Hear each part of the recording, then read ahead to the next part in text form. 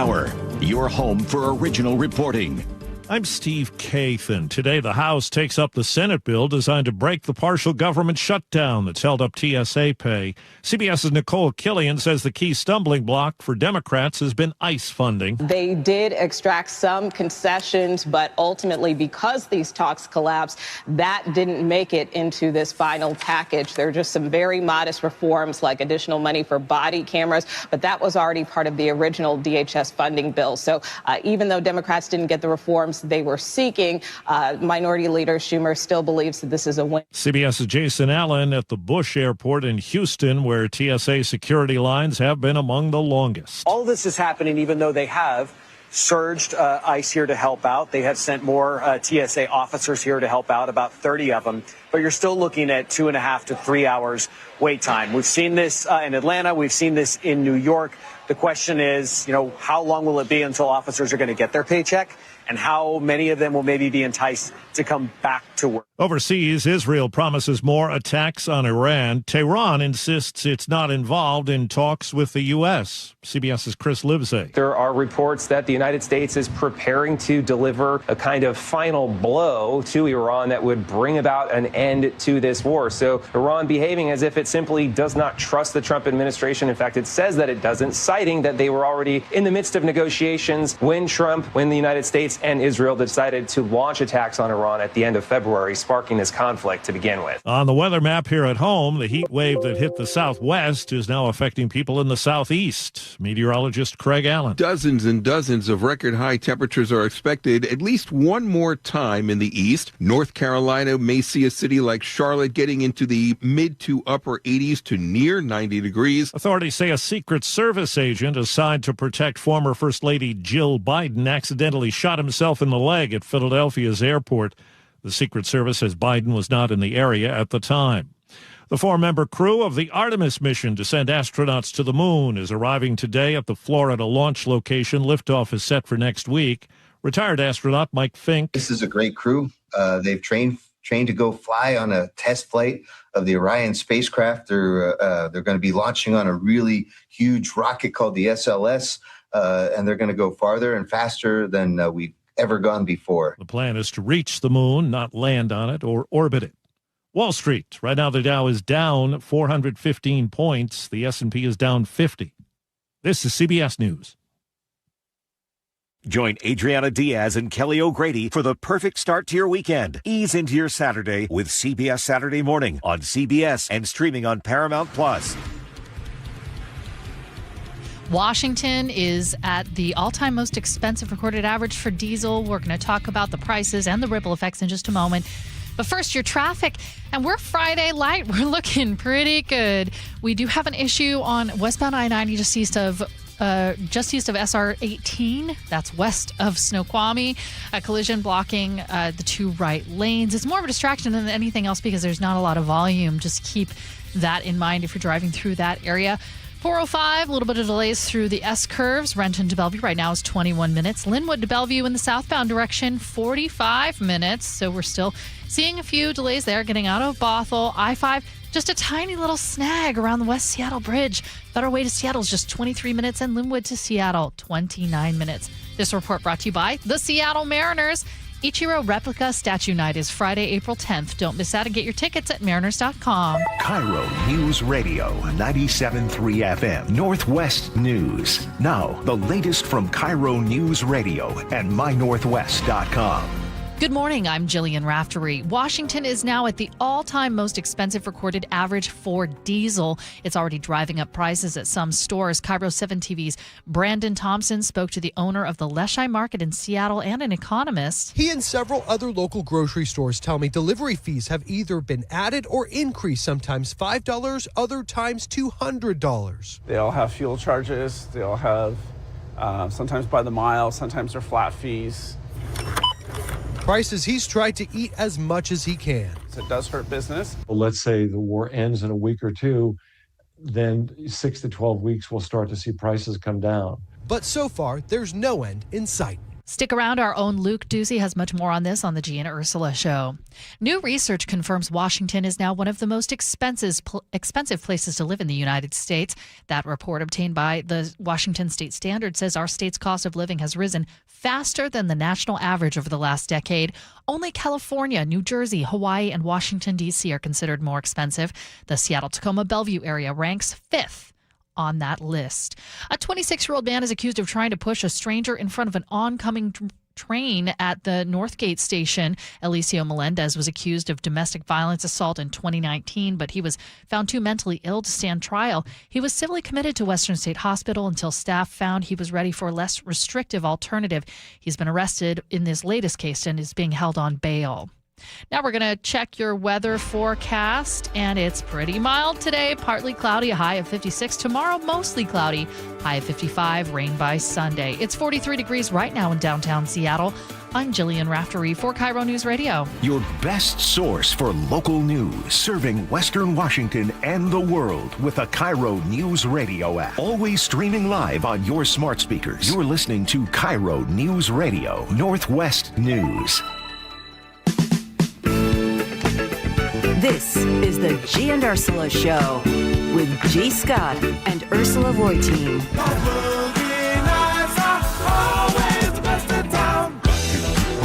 Good morning, everybody. And I am not Ursula Reutin. And to my right is not G. Scott. I am Spike O'Neill. And I'm Angela Poe Russell. Welcome. Thank you. It's good to be with you, Spike. Good to be with you, my friend. It's still a fresh Friday, Nick. Yes, right? Some things never change. Fresh and flex. There you go. Oh, that's right. Oh, Flex Friday. Yeah, I know. It's getting real. Oh, what time's that? So here I have That's to at 9:30, right? Yeah, and I have to share with everyone. You got more time. I got to do some sit-ups before. I have to share that you didn't realize we were doing this, and so you were like, "Wait, what? Flex?" What? Yeah, I've had a week. I would have done something. I'd have walked to the mailbox. I'd have done something. Anyway, welcome to your Friday, everybody. We have a big show planned for you.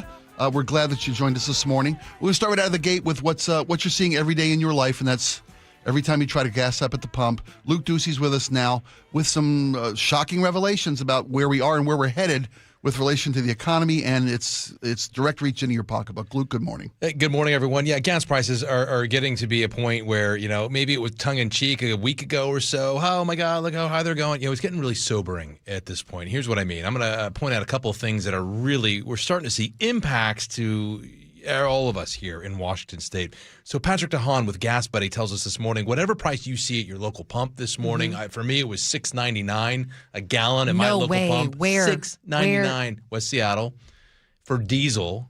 That's crazy. You can expect, though, this weekend prices are going to go up even more. So we will break through that $7 mark, at least at that gas station. The average for diesel across the state right now is $6.55. That's a record according to AAA. The average for gas, low test gas, is $5.30 a gallon. The national average, to put that all in perspective, is $3.98. So you might remember, we were talking about this morning a little bit on Seattle's Morning News. You might remember the global oil crisis back in the 1970s. Some of you out there who were listening, prices back then rose 400%. And, there were lines of cars around the block in every city across the gas station, across the country, across the gas station and the gas station. Every station across the nation. Right. Spike, I asked you, though, earlier to put that in perspective because you remember those days. I lived them. Every station across the nation is what I was trying to say before I forgot to turn my mic on because I'm not used to being here this early. It was 1977, I want to say, maybe 78. Jimmy Carter was in the White House. There was rationing nationwide in Maryland, where I was born and raised. You could only buy gas on an odd-numbered day if your tag had an odd number, even-numbered day if you had an even-numbered tag. So you literally could only buy gas on those designated days. There were lines at every gas station prior to opening. People would line up prior to a station opening its doors and turning its pumps on. I remember parking my car overnight in a gas line that would literally stretch 2, 3, 4, 6, 10 blocks by the worst of this national. There was an oil embargo, I believe, is what drove that that crisis, the oil embargo of 76, 78.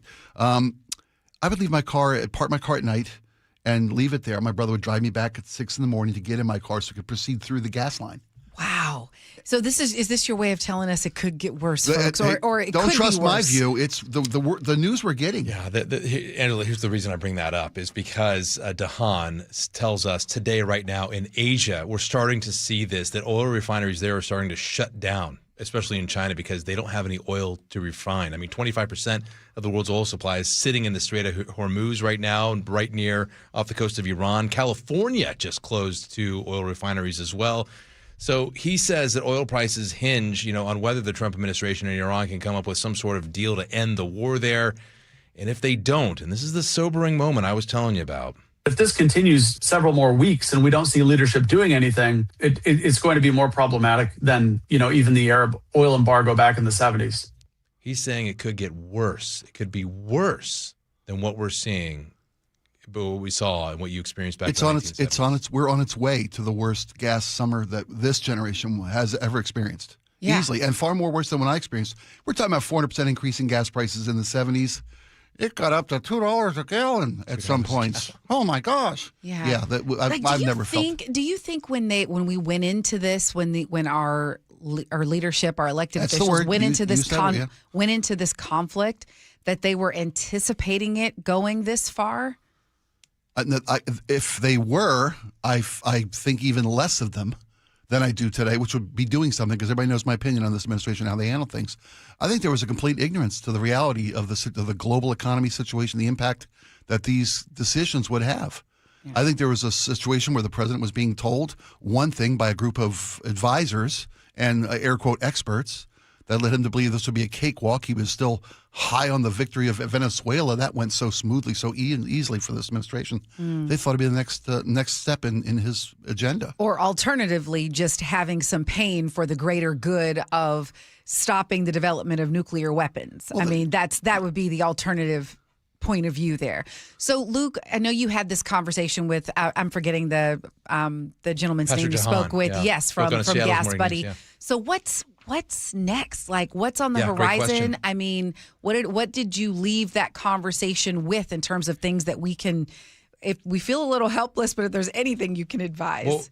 Well, it's a great point that you bring up, because, there are things that we can all do to in our own lives to mitigate the issue for ourselves and how it impacts our families. I think a lot of people are going to be, put it this way, $20 is not going to get you a lot of gas now. If you just put, let me put $20 in the tank. Get you to the next station. Right. So people are going to be deciding probably between, do I get a little more gas, or do we stay home and order food? Which one is it? We can't do both now. So that might impact people. But we can do things like Paul rides his bike to work every day, right, Paul? Yep. Yeah. So we can take the bus, public transportation. We can do things to mitigate. However, you're going to see impact in other places, and you're going to see it really soon. Dylan Honcoop with Save Family Farms tells me gas prices, because farms can't just ride the bus. They can't jump on the bus and plow a field or deliver vegetables to diesel market. Prices, and those impact every aspect of the economy. Tractors, he tells me prices really could, because the ag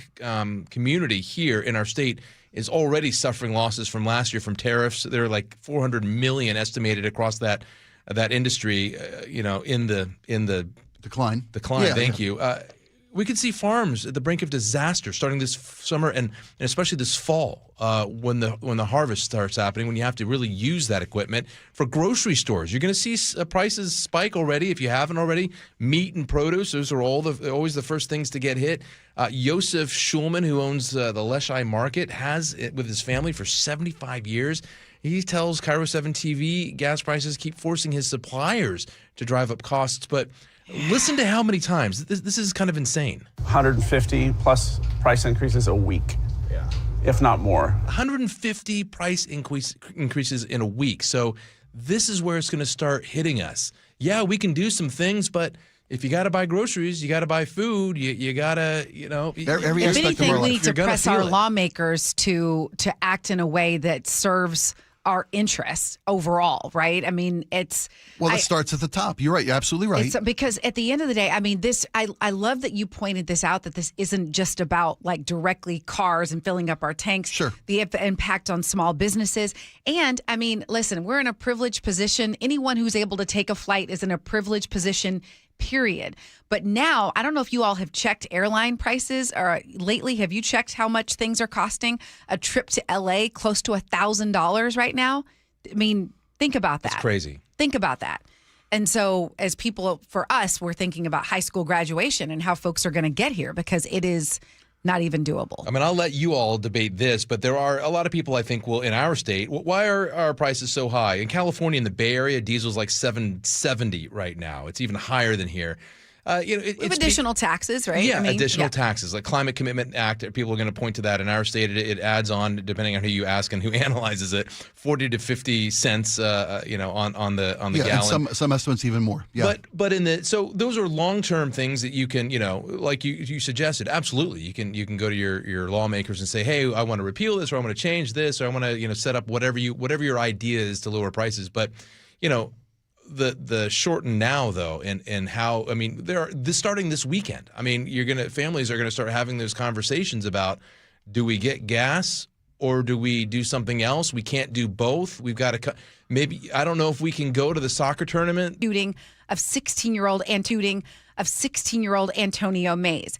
And they awarded May's father and the teen's estate more than $30 million. Well, the city is now asking for a new trial, arguing that there was at least a 90% chance that the teen was going to die, regardless of any delay in medical care. The city also argued that the jury should have been instructed to divvy up the blame between the city and May's actual shooter, who remains unknown. According to the Seattle Times and interviews following the trial, jurors said they were convinced the city had failed to follow its own protocols for an emergency at CHOP. Some jurors noted a recording of a 911 call that was placed by a bystander, which said dispatchers and emergency responders, failed to instruct her on where volunteers should take the shooting victim. So it was a lot of chaos in there. When you hear, this is what I want to talk to you about, Spike, is I have a nickname for Seattle. I call it Settling Seattle, because no matter what lawsuits come, the city of Seattle just pays out. So this feels like a new energy. We have a new city attorney in Erica Evans, and she's saying no. We're appealing this ruling, and we're appealing the amount as well. So I love settle. I saw a T-shirt. Some guy was wearing a T-shirt, and it had a Seattle skyline, and it said settle. And I thought, I looked at it 3 times before I said, wait a minute, that doesn't say Seattle. That says settle. And now I know the message he was delivering. I'm not alone. Did you know that the state of Washington, in its biannual budget, has dedicated over $1 billion in its dedicated line item in its budget to settling lawsuits in the state of Washington, which are predominantly King County and the city of Seattle. Last year alone, Seattle paid out $500 million in settlements. Now, settlements are what they sound like. We don't want to go to trial. The penalty would be greater, and the pain to the city's coffers would be greater should we go to trial and lose. That's why we settle, and we settle everything. You're right. First instinct is to settle. What number will keep us from going to trial? This is the one case the city felt strong enough that they didn't settle this. They attempted, and not the city, but the defense, the father of the victim, felt strong enough about going to trial, and they won. It's going to be, I think, I'm not a legal expert, you have to prove a lot of things to be granted a new trial. Yes. I mean, you have to reach some thresholds of reasonable doubt that the arguments that the city is making, that the jury wasn't informed, that they should consider the still unidentified shooter as a liable party in any settlement. So I don't know that the city is going to be granted this. And when we saw the story come out, my question was, are they appealing the amount of the awarded settlement? Are they appealing the the judgment? Yes. Are they appealing the $30.5 million? Is that too much?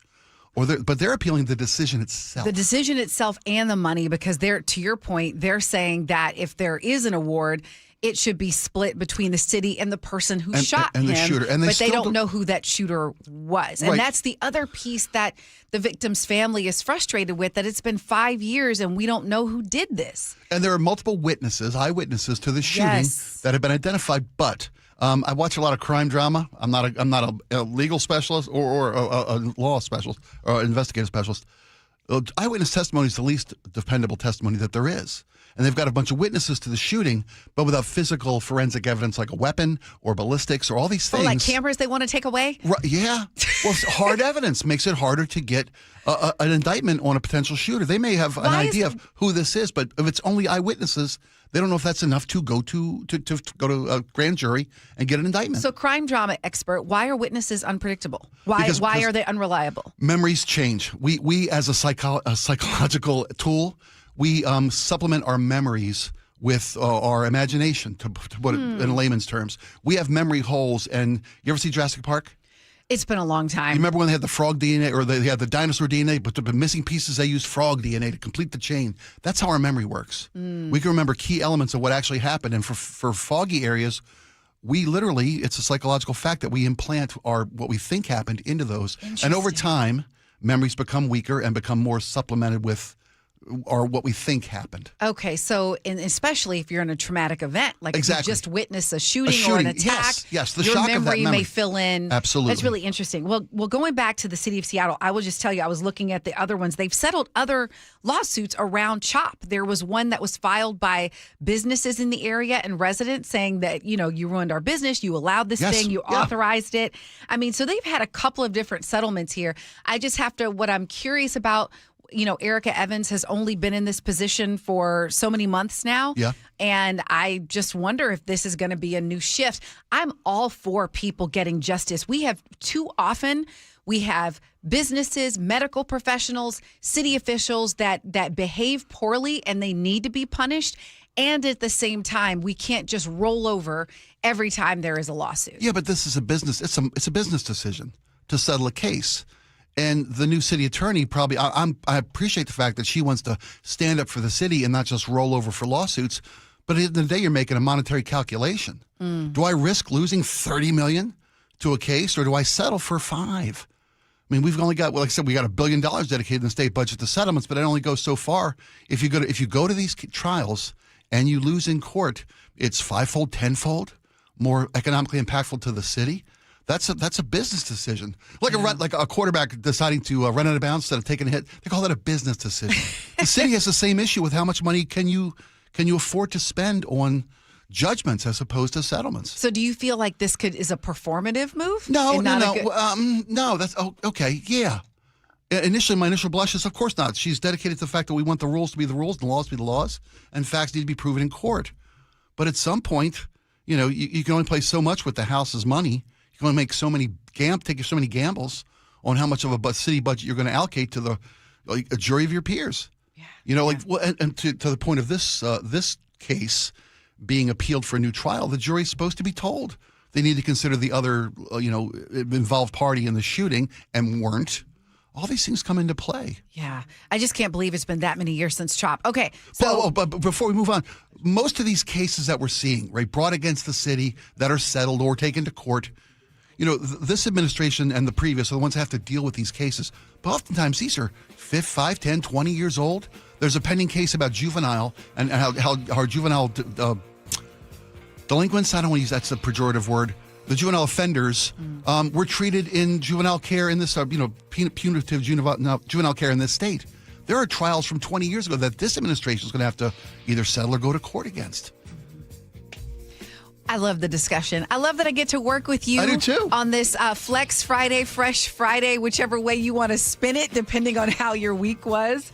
Let's see, what are we going to be doing next? We're going to bring Chris Sullivan in. Oh gosh, to talk about magic. I'm so excited about this. And the modern miracles of technology, waterborne transportation. Chris Sullivan's going to come in. All right, the Gee and Ursula Show with Spike I don't know, Spike O'Neill with us. Yeah, stay with us.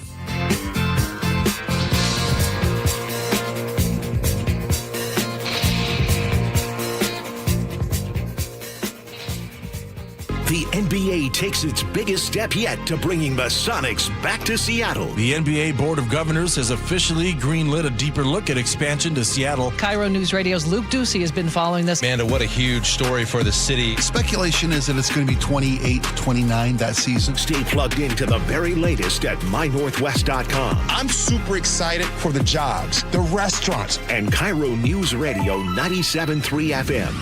We are on a magic carpet ride. It started as a puddle. Where? In the shower. Uh-oh. Then the kitchen sink. Started backing up? Yeah. I know where this is going. Clogged up. Right. No problem. Beg your pardon? There's no clog we can't clear. You're Dan. From Apollo Plumbing. This is going to get pricey. How about $83? To clear my drain? Apollo Plumbing clears main drains every day. For $83? 83 or it's free. What's the catch? No catch. We'll even do a camera inspection. Why's that? It's the best way to find the cause of your clog. And it's included? No extra charge. Truth is, we hate clogs. I don't love them. Seen them all. Ew. I promise, there's no clog Apollo can't clear. Guaranteed. 83 or free.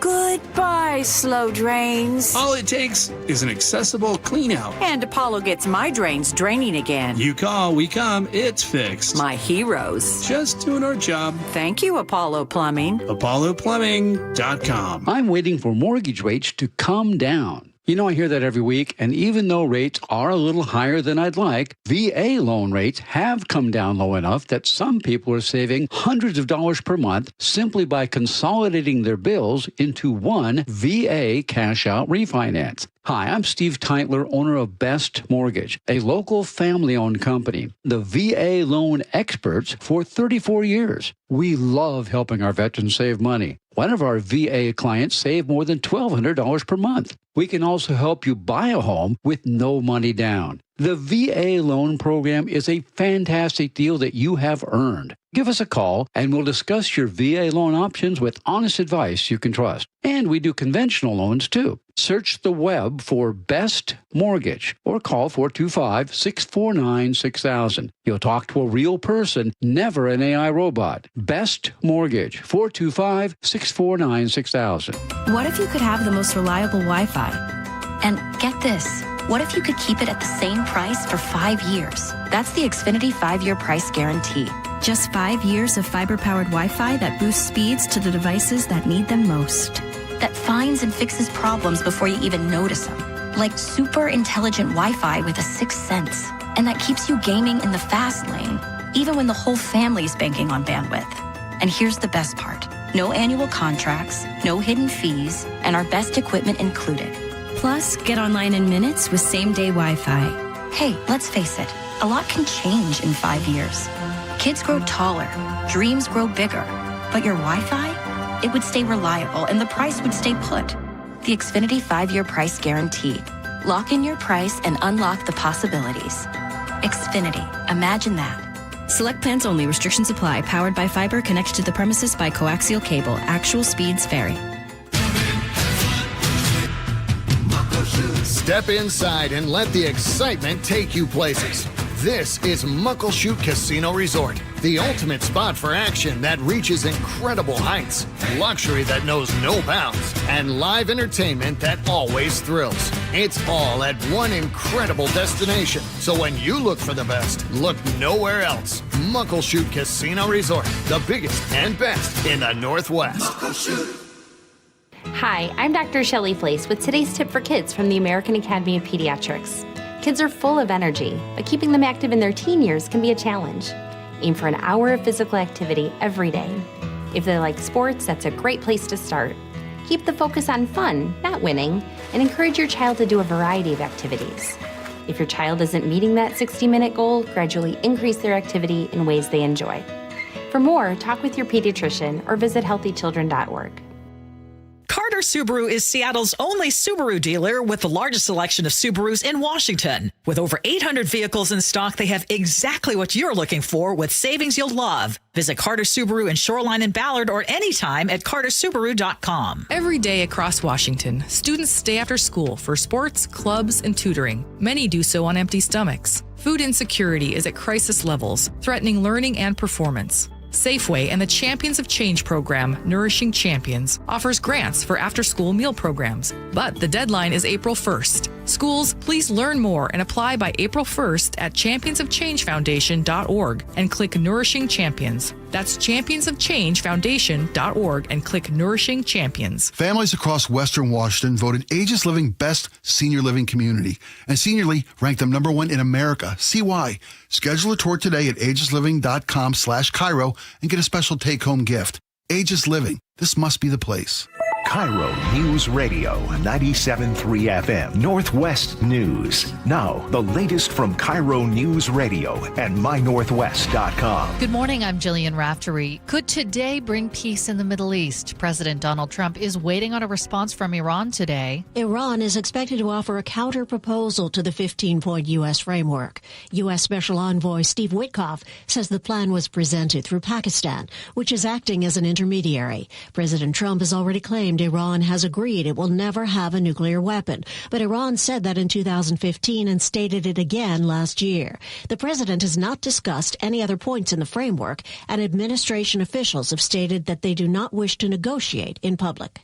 Linda Kenyon, CBS News, the White House. Meanwhile, the president has extended the deadline for Iran to open the Strait of Hormuz or face attacks on their power plants. Relief could soon be on the way for overworked TSA employees.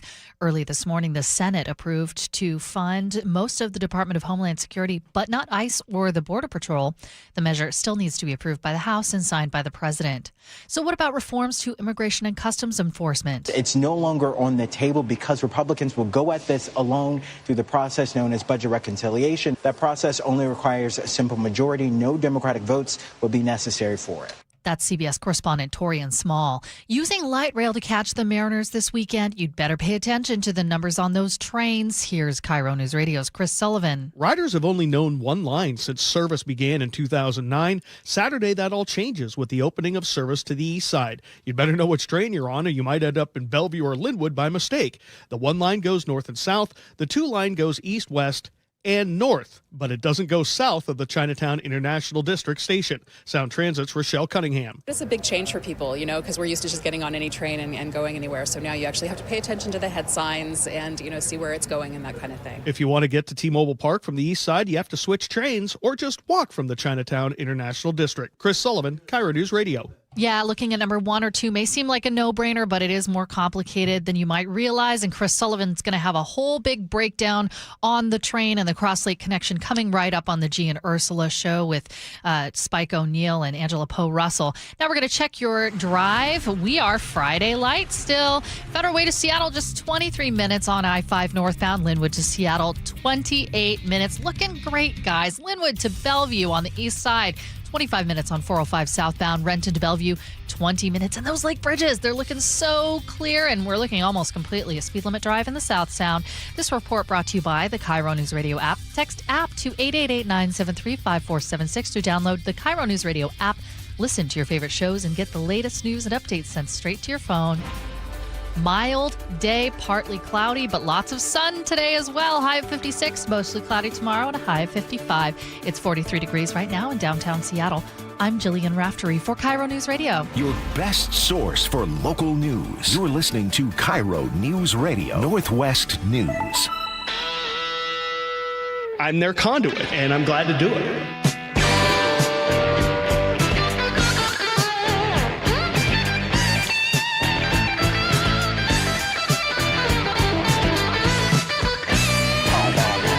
For me or for Sully? You that was this? Sully picked that bad boy. It's a little on the nose, baby. Love it, though. Know their nickname? No. The Toxic Twins. Oh, there we go. That should be your permanent walk-on music. You think so? Yes. The way the trains are undependable in this town, you can't put that music behind this. You can't put that on him. I've got a playlist of dad rock for Sully's walk-up. The other one I've always thought about changing our sounder to is Crosstown Traffic by Jimmy. Wouldn't that be awesome? Yeah, you betcha. No, it's just like, oh my God, you two. It has the right. It has swag. It has the. It just like me. That's what I'm saying. That's what yeah, you got dad swag. Some people think America's greatest rock and roll band of all time. Yeah. Okay, good morning. Good morning. You're listening to the Gee and Ursula Show. I'm Angela Poe Russell along with Spike O'Neill. And Two old guys and Angela Poe Russell. KIRO News Radio. Let's roll with that. So we've got Sully and... Hi, I'm Rusty. He's Dusty. Here we are. Okay, I'm just going to hold for more like dad jokes. No, we only got 3 hours. 2.5 now. We've wasted enough time. Chris, good morning. Yeah, what do you want to talk about?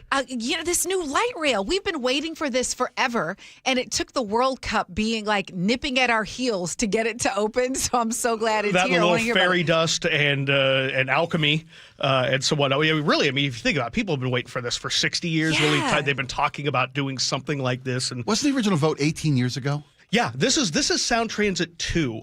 This is 2008 when people voted to get to Linwood, Bellevue, and Federal Way. So think about this isn't even the $54 billion one that we voted in 2016. Yeah, because this project is 6 years late.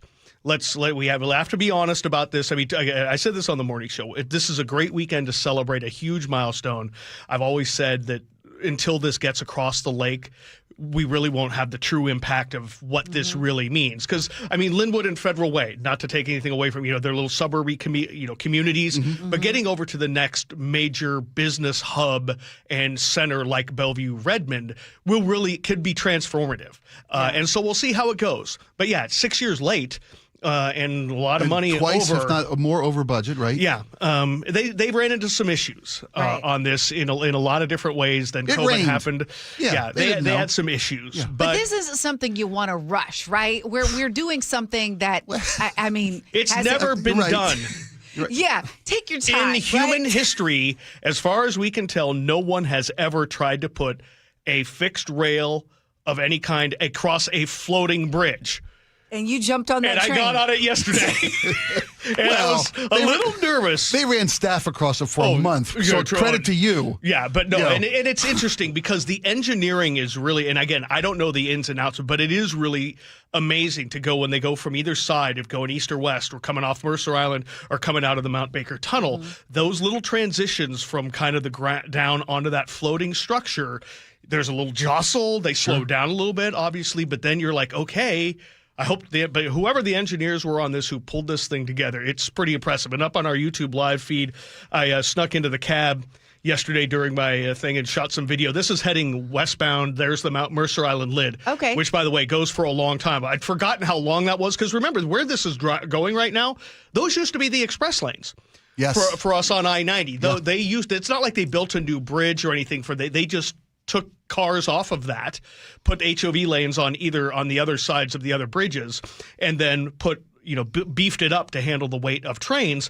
But boy, when you pop out on that other side and you see Lake Washington, you can see the little skyline of downtown Seattle. Going the other way, you get the downtown skyline, which is a thing now. There wasn't a Bellevue skyline when people voted for this in 2008. Mount Rainier, Mercer Island, it's beautiful. It's beautiful, but do you feel, this is what I see the train watching we're popping YouTube out video right now. Does it feel like when you get over the water, do you feel like you're on the edge, or you feel like, okay? No, as I said, is you kind of make that transition from where we are right now on a kind of a fixed structure that's, down columned into the ground. Here you see we slow down and you kind of get to this little transition. You can see the camera jostling a little bit.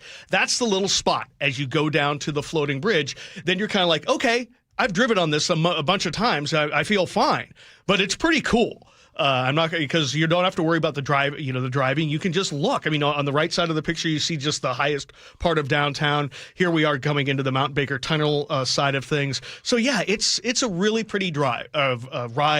It's well worth it. I mean, if you want to go to a Mariner game tomorrow night, you can now catch light rail from Redmond or Bellevue and not have to worry about. It's something to celebrate. And service starts at 10 a.m. tomorrow. They're planning on a big event. And so yeah, it's good. I want to go. And so where does this go exactly in terms of And this is what's also kind of funky about this thing. If anybody has grown up in, say, New York or Chicago, San Francisco, I'm not sure. Bay Area, do they have one in Baltimore? Do they have a subway system or a system kind of like this? Not really. There's one that runs from Baltimore through down to D.C. DC's system is much more inclusive. Yeah, so and more of course, par. certainly, yeah. So, but you know where you're going. Now, for the first time ever, you're going to have to look at the front of the train to figure out which train you're on and what line you're on. Because in the past, going north-south, that's all there was. Mm-hmm. But tomorrow, now there's an east-west. North-south, the one line. East-west, the two line. So if you want to go a different place, you better make sure you're on the right train to go to the proper destination. And why I say it's funky is because the two line actually goes all four directions. You can go from Linwood all the way down to Redmond if you want to. Okay. But you cannot go south of the Chinatown International District. That's as far south as it goes. Yeah, that's the one line. One line goes to Federal Way. Right. The one line goes to. So if you're coming in tomorrow to a Mariner game or you want to go to the airport. You want the 2. You take the 2, of course, across the water. But then at the Chinatown International District, you have a choice to make. You'll have to transfer to the 1 line to go south that one stop, or if you're going to the airport, to go south all the way down to SEA at that point. Or you could just walk to the stadiums. It's only one it's only one stop, and people get off at Chinatown International all the time and go to the stadiums. I see it all the time. But yeah, so that's what makes it a little funky, and especially, as I know, as you guys do, if you've tried to catch a train after a Mariners game, and it's the mad dash to get there, check your train, because the 1 line will get you up to Chinatown International, but don't miss that, because if you want to go to Bellevue, you're going to UW. Well, you better go to Linwood. Yeah, so there's no direct flight. There's no you direct got to flight make sure here. you change and be prepared. And so there's going to be a little bit of a learning curve. I mean, it's not like this is super calculus here, but it's different. It's new. And the train signs matter. The 1 line matters. The 2 lines matters for where you're going.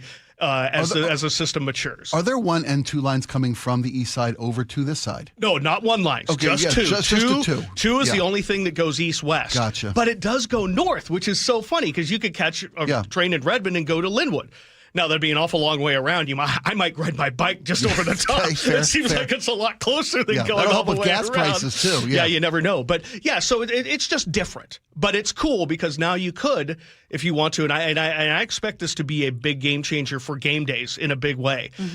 Now, this isn't to say that you're not going to run into the same issues on the 2 line that we do already on the 1 line. Like the garages will fill up in South Bellevue or fill up in places if you're trying to catch to a game. So you have to be prepared for that. Sure. It's it's just a new way of life, but just think of what that opens up over there. People can live now, have back and forth. People who've been living back and forth, there's a commute over the lake in both directions these days. You can catch a train now. Yeah. May I ask one safety question? Because someone Certainly. did send a text and they were like, do they have life jackets on the train? Oh, good question. Way to steal my choke point for next week, but I will answer the question. It's a BYO preserver? What I'm wondering, have they built, in the event there's some kind of derailment or whatever, have they considered what happens? They have. Okay. Yes, they have.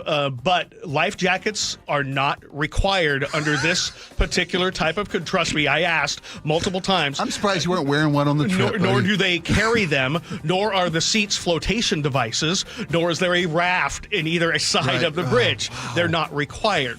The bigger issue, because there's room, as you saw from that kind of front POV shot, there's room on either side. It's not like the train's going to tip over and go into the water. Right, we hope. Right. But then again, they probably said the original I-90 bridge wasn't going to go to the bottom of Lake Washington. But there it sits. The other thing is wind. Wind is the biggest issue going forward on this. There could be weather cancellations. Correct. So if the wind gets up to about 35 miles an hour sustained, which again, that's a big storm, they're going to reduce to 1 train on the bridge at any time in either direction. So they're going to lower the speed. Okay. But it gets to 40, they're shutting service down. Wow. And if we're getting sustained 40s, chances are they're shutting it down to cars too. But that's the bigger issue, is that wind and wave action as it relates to moving a train across it because of the weight and the physics involved there. It's really an engineering marvel. You should go check it out. Maybe not tomorrow because it's going to be really crowded trying to get around tomorrow. But it's pretty cool. We put a roof on our stadium so you don't have to worry about the weather. But now you have to check the weather before you can catch a train to the game. Yeah. Oh, life. We could have just built a tunnel. We're really good at that. To be fair, Sound Transit is. WashDOT, not so much. There you go. I had flashbacks to Bertha. Yeah, I know. Yeah, I can't blame Sound Transit on that one. No. But Thank you so much. Go check it out. The videos are all over the place. It was a lot of fun getting out there yesterday. Yeah. Sully, you're the best. Oh, no, appreciate you guys. All right, coming up next on the Gee and Ursula Show, Washington home buyers once again using a risky tactic in order to buy a home. We're going to talk about it. Stay with us.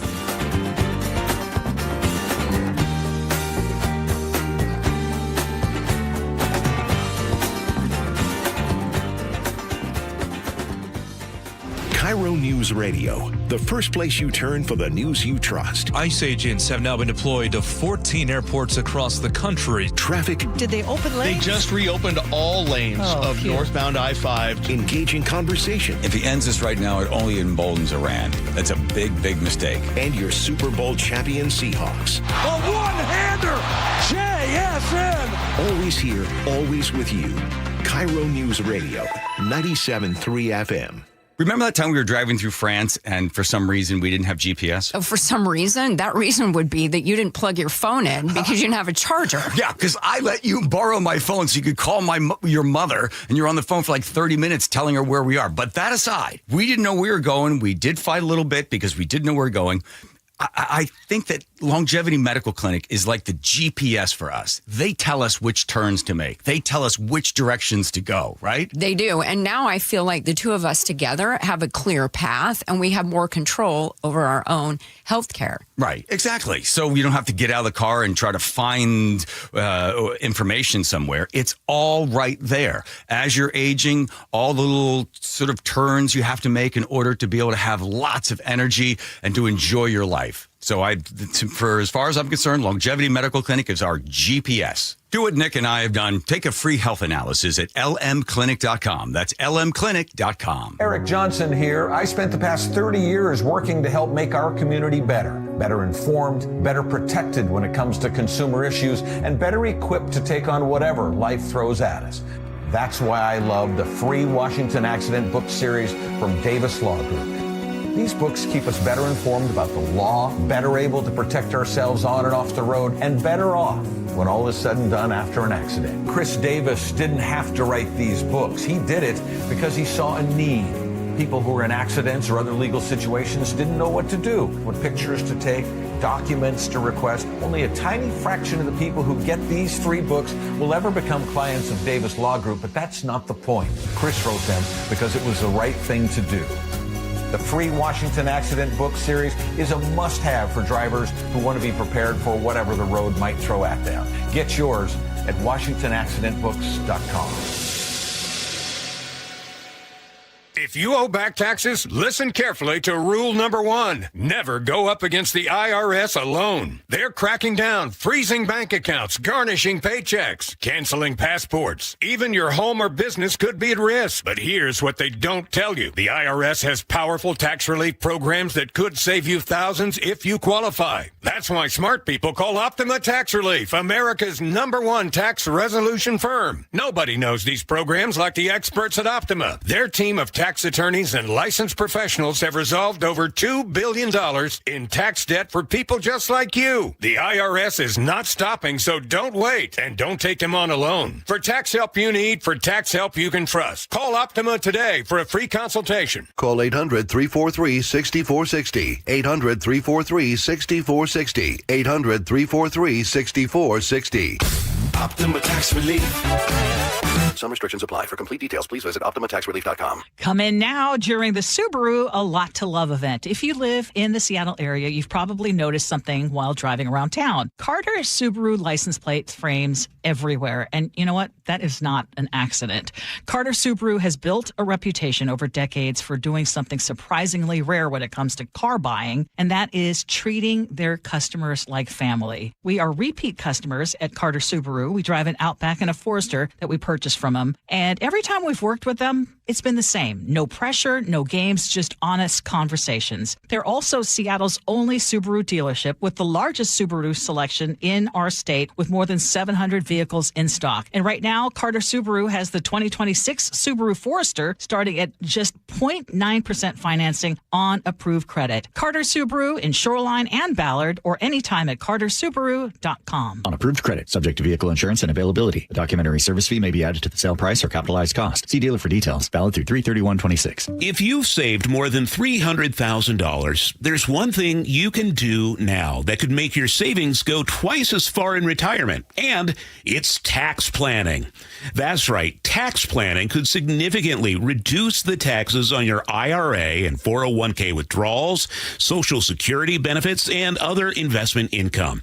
Charlie Harger here. Find out how much money you could save with a free retirement tax savings analysis from the good people at Boss Retirement Solutions. To schedule your free analysis, call 206-210-1350. Tax planning for retirement could reduce your taxes not just for 1 year, but for the rest of your life. And the savings could be 6 figures. Let's find out how much money you could save. Call 206-210-1350. 206-210-1350. For informational purposes only, actual results may vary. No statement contained herein shall constitute tax, legal, or investment advice.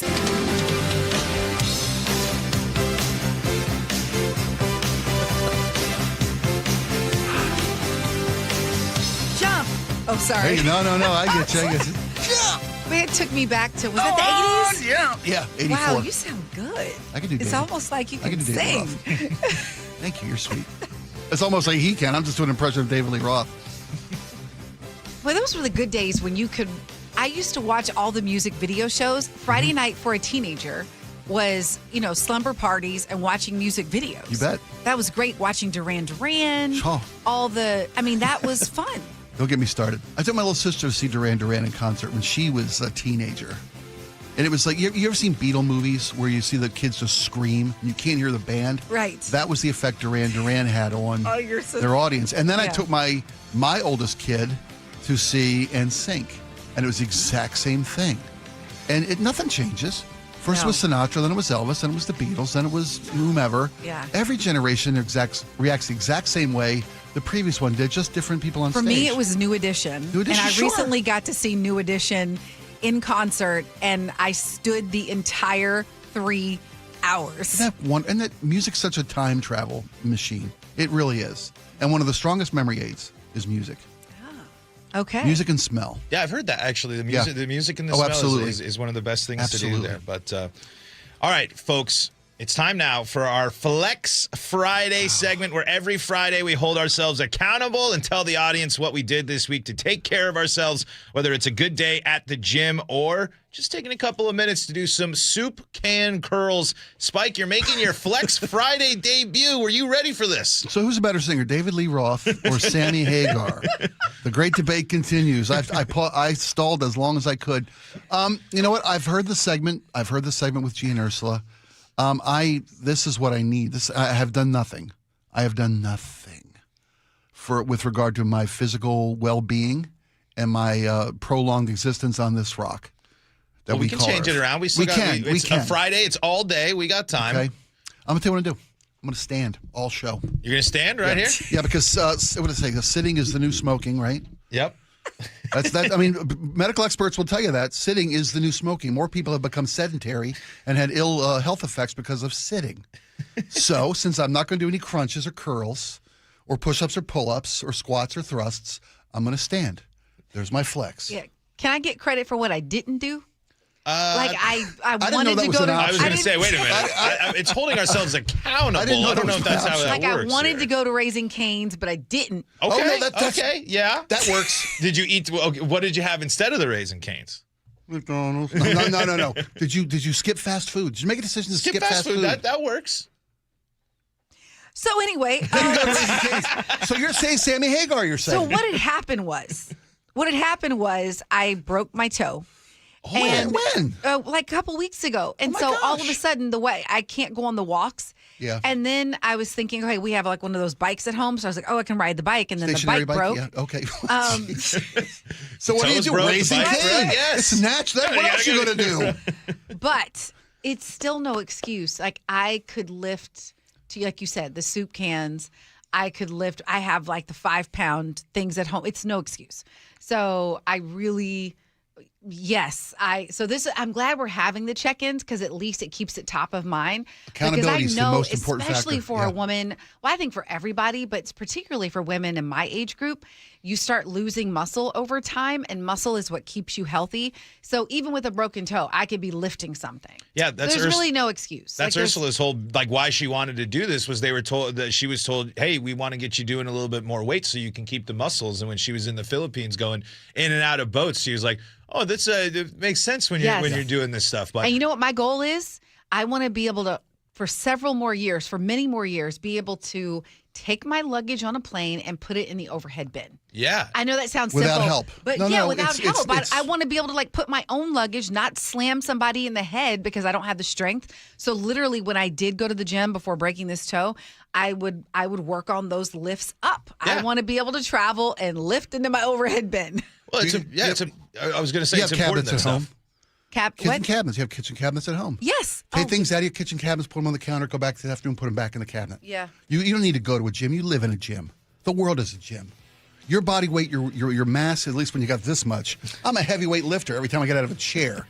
Okay? And don't underestimate the ability to eat, make good choices food-wise. True. If you skipped going to fast food and made a healthier food choice this week, you can flex. That's a flex. Yeah, they say it's 90% diet, only 10% exercise. Yeah, absolutely. Yeah. Mm-hmm. And I'm a firm believer that every time somebody hands food to you through a window, you take a day off the end of your life. It's good, though. What? Every time somebody hands food to you through a window, you're taking a day off the end of your life. I made that up. That's original, but I believe it to be true. I firmly believe it to be true. Oh my That's God, original. Spike, it's fake news. It's not fake news. It's my opinion. Well, at least you're telling us it's your opinion. It's my opinion. Some folks don't tell you it's their opinion. They present it as fact. Yeah. Oh my gosh. I love you. That is all.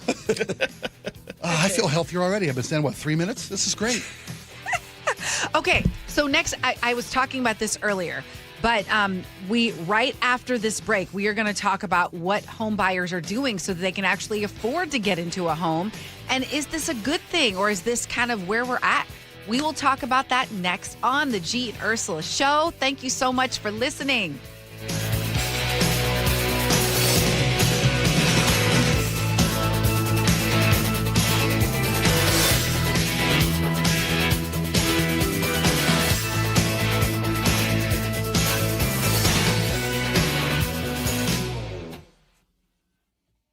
The NBA takes its biggest step yet to bringing the Sonics back to Seattle. The NBA Board of Governors has officially greenlit a deeper look at expansion to Seattle. KIRO Newsradio's Luke Ducey has been following this. Amanda, what a huge story for the city. Speculation is that it's going to be 28-29 that season. Stay plugged into the very latest at mynorthwest.com. I'm super excited for the jobs, the restaurants. And KIRO News Radio 97.3 FM.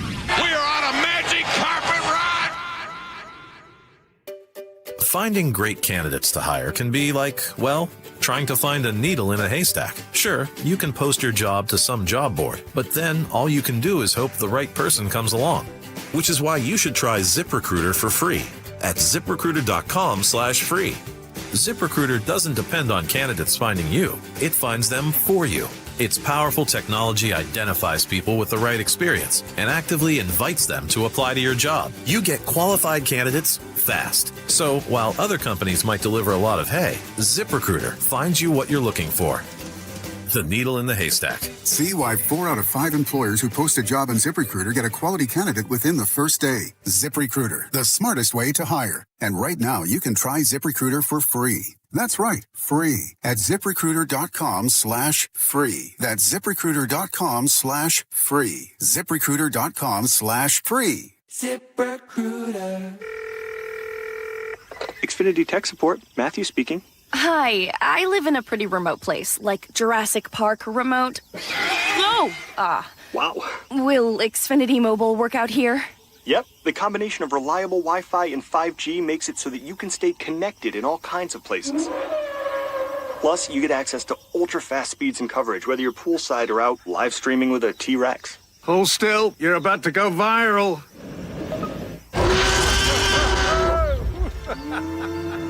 Welcome to a new era of Wi-Fi boosted mobile.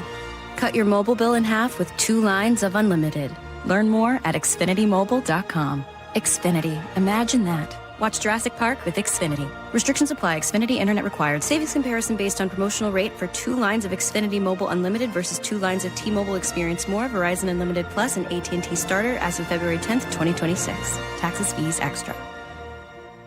Your best source for local news. KIRO News Radio. Northwest News. Carpal tunnel syndrome. Heart failure that doesn't improve with common medicines. These are some signs and symptoms associated with ATTR-CM, or the cardiomyopathy of ATTR amyloidosis, a serious heart condition with symptoms that get worse over time. Amvuttra, vutrisiran, is a prescription medicine given by a healthcare provider that treats ATTR-CM in adults to reduce heart-related death, hospital stays, and urgent visits. In a clinical study, Amvuttra was proven to help people live longer and have fewer heart-related hospital stays and urgent visits over 3 years compared to placebo. Amvuttra lowers the amount of vitamin A in your blood, which can affect vision. Other side effects include pain in the arms or legs, pain in the joints, and shortness of breath. These are not all the possible side effects of Amvuttra. For prescribing information, call 1-833-256-2748 or learn more at amvutra.com. Ask your doctor about Amvutra for ATTRCM. Your best source for local news. KIRO News Radio. KIRO FM and HD1. Tacoma, Seattle. Northwest News. This is CBS News on the Hour, sponsored by JTV.com. I'm Steve Kathan. Iran says its nuclear facilities have come under attack just hours after Israel threatened to escalate and expand its military campaign against Tehran. President Trump has given Iran more time to reopen the Strait of Hormuz and has insisted talks are going well. Iran is expected to offer a counter-proposal to the 15-point U.S. framework. U.S. Special Envoy Steve Witkoff says the plan was presented through Pakistan, which is acting as an intermediary. President Trump has already claimed Iran has agreed it will never have a nuclear weapon, but Iran said that in 2015 and stated it again last year. The president has not discussed any other points in the framework, and administration officials have stated that they do not wish to negotiate in public. Linda Kenyon, CBS News, the White House. President Trump said he would sign an order to pay TSA workers, and against that backdrop, CBS's Torian Small reports House Republicans are weighing a Senate-passed plan that would do more than that to ease the partial government shutdown. House Freedom Caucus members say that they're willing to leverage the president saying that he's paying TSA agents to hold out on a better deal. So senators have left. They feel like they're done with their duty, but now it's lawmakers who are being asked to stay over the weekend in the House that could change things.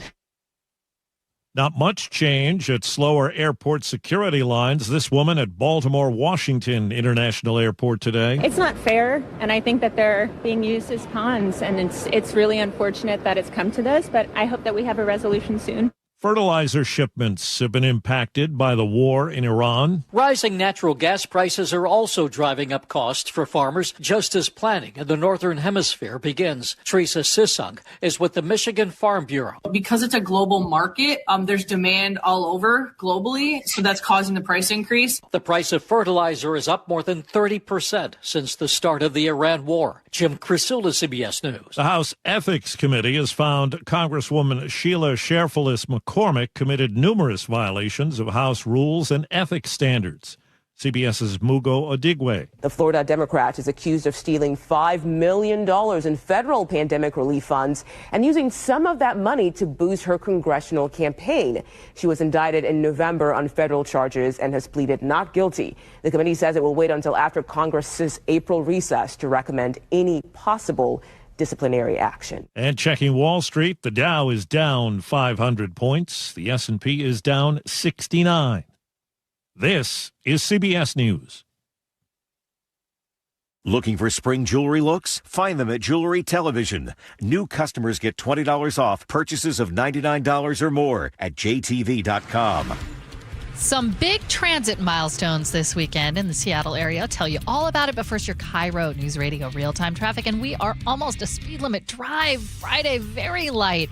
Just a bit of a snag through the S-curves, but it's like 2 minutes extra. I-5 northbound, there's a little bit of slowing, and it looks like a new issue. I-5 northbound, just north of Boeing Field. There is a collision there, but it's not making too much of a difference. The slowing starts actually north of that, right around the West Seattle Bridge. And again, like 1 minute difference on your drive. I-5 southbound, that's another story. Slowing starts around Lake Union, getting into Seattle, and it is pretty tight getting into downtown. The lake bridges are clear. 405 is pretty much clear outside the S-curves, and you're doing pretty well. This report brought to you by KIRO News Radio. KIRO News Radio, 97.3 FM, Northwest News. Now, the latest from KIRO News Radio and mynorthwest.com. Good morning, I'm Jillian Raftery. A gallon of regular is approaching record territory in Washington state, with the average at $5.30. Diesel has already reached record territory, and prices have stretched as far as $6.99. Patrick DeHaan, chief petroleum analyst at Gas Buddy, says you can expect to see gas prices go up even more this weekend. Yeah, it means motorists are going to start cutting back on discretionary spending. Impulse spending, going out to eat, seeing a fast food place and saying, well, we don't have the money for that because we spent it at the gas pump. After that, prices depend on negotiations with Iran and whether the Strait of Hormuz opens back up, which is where 20% of the world's oil travels for export. A former student of a Skycomish teacher tells KIRO 7 TV they were one of several people to raise concerns about a PE teacher now charged with raping a student. They warned them, nothing happened, and this happened. PE teacher Daniel Bubar has pleaded not guilty to those charges. On Wednesday, the Skycomish School District placed the superintendent on leave pending an internal investigation. The first Mariners game last night was a loss, but opened to plenty of fanfare for the 50th season, and the team tapped their very first draft pick to throw out that first pitch. Rupert Jones, the Mariners' first pick in the 1976 expansion draft, threw out the pitch to the Mariners' first baseman, David Segui, who is the son of the Mariners' first opening pitcher for their first game. A lot of firsts. And a big transit milestone this weekend. The long-awaited two-line Cross Lake Sound Transit light rail connection opens across Lake Washington. So you'll have to pay close attention to the numbers on the trains now in places like the Stadium District. Starting tomorrow, you can also board any bus in King County from any door. Metro is also changing bus routes to make it easier to get on the two-line Cross Lake service. Some routes will have earlier and later service. Now we're going to check your weather forecast. Going to stay dry, partly cloudy, high of 56. Your next chance of rain is on Sunday, but Monday's looking pretty good too, partly cloudy and a high of 49. 43 degrees right now in downtown Seattle. I'm Jillian Raftery for KIRO News Radio. Your best source for local news, serving Western Washington and the world with a KIRO Newsradio app. Always streaming live on your smart speakers. You're listening to KIRO Newsradio, Northwest News. This is the Gee and Ursula Show with G. Scott and Ursula Reutin. Welcome back to the Gee and Ursula Show, Fresh Friday. I'm Spike O'Neill, Angela Poe Russell sitting at my side. We appreciate you guys giving us a few hours of your day. We hope to make it well worth your while. Angela, you brought a story in today that I've kind of lived through in my past. I think you may have too, but it's new to home buyers in the Northwest. Yes, we're going to... Go ahead. Yes, we're going to talk about that in just a few minutes. We got something first? Yes, let's do it. We'll talk about what's new at 10 What's o'clock. new at 10? All right. You guys have all these professional mechanisms and tools you do I to the know, show. right? We don't have that. We can credit Chef for that, I think. Thank you. It's been more than a month now and still no funding for the Department of Homeland Security. Overnight, the U.S. Senate approved funds to pay TSA agents and most other agencies, but not ICE, Immigration Enforcement Operations. The deal now goes to the House, but I'm just getting word, looking at things on the newswire, that it's not looking good that the House will approve this. TSA has worked without pay since February 14th.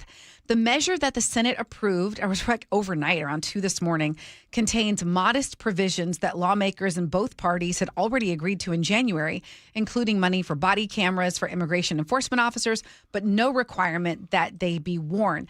The latest that I'm getting is that the House, because, now the Senate passed it, it goes to the House. Reconciliation. Right. And so that it's looking like House Republicans are not happy. And yes, and it looks like Democrats don't have the things they want. But the whole idea is that you come to a compromise. Well, there's a word that's got lost in D.C. Seriously, compromise has been vilified. Exactly. So, what is your take on this? Like, do you feel like the Democrats should hold out? Or for what they want, because they're wanting some more guardrails, just to recap, around ICE. Basically, judicial warrants to enter homes, no masks. They want no masks, they want body cams, they want judicial warrants. All the things they feel are violations of everyone in America, whether you're a citizen or a resident, alien, or whatever it may be. These are constitutional guarantees to every person in America. The Constitution is very plain about this. Mm-hmm. Since we get to just say what we think here, it's not, the news is over there, the opinions are over here. Speaker of the House is I don't use Mike terms, Johnson. I don't know. I know his name. I just figured I would add it. I don't know if I should use the word spineless or just a sycophant to President Trump. President Trump has made very clear that until the SAVE Act gets passed, he will pass no legislation. President Trump is quoted as saying he does not want to deal with Democrats. So when the Senate gets together and they compromise and they find a mechanism to fund... And this was bipartisan. Bipartisan. It has to be. Because there's a Republican majority. Right, and they won't kill the filibuster just to get this through, because they know that when they lose control of a particular chamber, the filibuster is the only thing that keeps minority point of view represented, or the lack of a filibuster. The 60-vote threshold. This gives the Republicans everything they want, because if you put everything but ICE and that element of the funding of DHS, if you put that on the side, if you take that out of the mix, you get the funding for FEMA, and you get funding for TSA and all the other elements that are on hold currently. And then, as was mentioned in the newscast, you don't need a majority. You don't need 60 votes. Rather, you don't need 60 votes. You need a simple 51-vote majority. Yeah. Through reconciliation. This gives them everything they want. Well, the issue is they're wanting to tie this to the Save America Act, which you pointed out. Exactly. So they're saying, Johnson does. This is the Washington Post saying House Republican leaders are incensed with the Senate because they want to have this. They said they're only going to support adding funding voter ID to the bill. They want to send it back to the Senate and make them come back and do their work. And when we say voter ID, everyone hears the headline. We're like, of course you should have ID. Sure. But of course, buried in that, when you go into the details, there are some things in there that Democrats say you're trying to make it more difficult for people to vote. It's registration. But at the end of the day, they're tying this to the funding for a DHS. And so it sounds like we're not going to be closer to a deal unless someone has to flinch first. What do they say? Well, yes, whoever blinks first loses. First, or whoever speaks first loses a negotiation. I sold cars for a few years. But here's what I think is going on from a 30,000-foot perspective. If Speaker Johnson is running interference for the president, because if the House were to accept this compromise proposal reached by the Senate, and it was reconciled and was passed through and put on the president's desk, then the president alone has the ability to reject or sign a law that would pay all these people, that would fund FEMA, that would get emergency relief to people who need it, that would do the things that the federal government and the Department of Homeland Security was designed to accomplish. Yeah. And if the president's hung up on the SAVE Act, it's going to be his and his alone. If the House won't reconcile, then Johnson's running cover for the president here. Do you feel safe flying right now? Yes. Are you worried about No, flying? I feel safe flying in so much that security is security. It's an inconvenience for Americans, and that's what matters to us. We care less about safety than we do convenience. I genuinely believe that. The 4 hours you spend in line at the airport nobody cared when the air traffic controllers, who by the way are paid, they've been deemed essential, and they will get paid during a shutdown. But TSA isn't. So from a safety perspective, yes, I feel as safe. The amount of air traffic control being used for our safety and our travel hasn't decreased. There's strain on that system. It's we found out in LaGuardia earlier in the week. Yeah. The strain on that system was those two gentlemen who were working overnight air traffic control were working 2 stations each, and that's the norm in air traffic control these days. Which should not be the norm. All studies have shown that there is no such thing as multitasking. No, there's task switching. It's half-asking is what you're doing. Pardon me, and I tried to clean that up. Yeah, you do neither well. Yeah. One of the greatest quotes I ever heard was from a movie. And by paraphrasing the movies, everything I know about is about movies or TV shows. The movie Sweet Home Alabama. A father gave his daughter advice. You can't ride 2 horses with one bottom, to clean it up a little bit. You can't ride 2 horses with one bottom. You got to make a choice. Your question about the reconciliation, if Johnson doesn't let the House pass this and reconcile this, and this drags on even further, both sides lose in a shutdown. Both sides lose, but the party and lose. We as citizens, of course, we're the ones paying the freight. Absolutely, it's at our expense. The poor TSA agents are pawns in a political game. I think that's pretty clear to everybody right now. Yeah. But the longer this goes on, the more it hurts both parties' perception amongst the American people, and the party in power is the one that gets hurt. That's just historically true. Because at the end of the day, when you have the majority, that there's responsibility in that, right? And they won't blow up the filibuster. They refuse to do that because they know the consequences. It was Harry Reid that first did that to us, and now we don't need compromise anymore. Yeah. Okay. Well, let's get to this other story that you mentioned, because I don't know if you're in the market for a home, but regardless, let's go back a little bit. It can be tough out there, and Washington home buyers are using a more risky option, and we're outpacing the national average when it comes to this tool.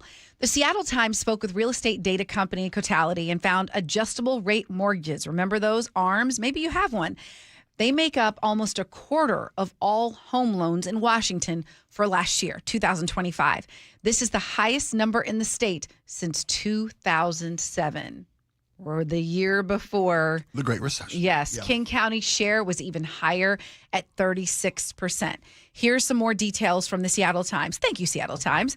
Adjustable rate mortgages, ARMs, loans that start with a lower fixed interest rate than other mortgages for several years before they eventually move with the market.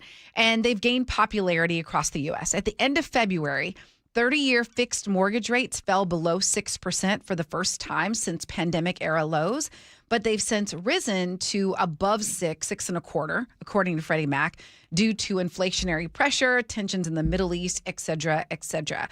So when I was actually one of those ARM people. Okay. I mean, back during the Great Recession, and fortunately, we were able to pay it. But horrible idea, because I ended up moving, getting another job, having to short sell the home because people weren't buying homes. Right. It was bad. In a state like Washington where things are so expensive, is this a necessary evil, or do you think we're treading in dangerous waters here? I think it's a sign of the times, to your point about the inaffordability of housing. And when you're talking about a 6.5 or a 6.0 in the story quoted by the Times, the difference in, say, a $750,000 loan of an ARM, 6.5 to 6, it's about $250 a month. Yes. And if you're talking about $1 million purchase, which what the median price is, that's $300 a month per your monthly payment. Yeah. And that's a difference maker for most people. Yeah. That's before gas prices come in, energy prices come in, and grocery prices come in. Yes. So it's the only option they have to some people. Mm-hmm. There's also the fact that people don't stay in homes; they're transient more than they used to be. You know, people aren't in their first home isn't their forever home. Right. If you get in with an ARM, and these days ARMs are a little bit different than they were when you or I had one, because we also had one in the early 2000s. We were able to refi on a fixed before they raised the rate of our ARM or adjusted rate mortgage. So, you know, if folks are going to be temporarily in the house, then it's not a bad idea. It sounds like a great idea. And according to, apparently there have been some new regulations put in place since the Great Recession that when mortgage companies approve you have to be able to afford whatever the higher rate is. But I mean, we know how that can go. Because that's what caused the last crash, was they were approving everybody. And that's what I was going to say. If it caused the last crash, what have we learned from it? How are we going to do this better? Well, that's my question. How are we going to do this better so we don't end up in this situation? And it's almost like by housing prices being the way they are, we're creating a situation. In other words, are we paying for things that we can't afford? You get what I'm saying? I do. And I think you gave the answer in the question so much. If these changes have been made to these ARM loans and you're qualifying people on the worst case scenario, not the get in the door threshold scenario, then I think that may protect us from the self-inflicted wounds of the Great Recession.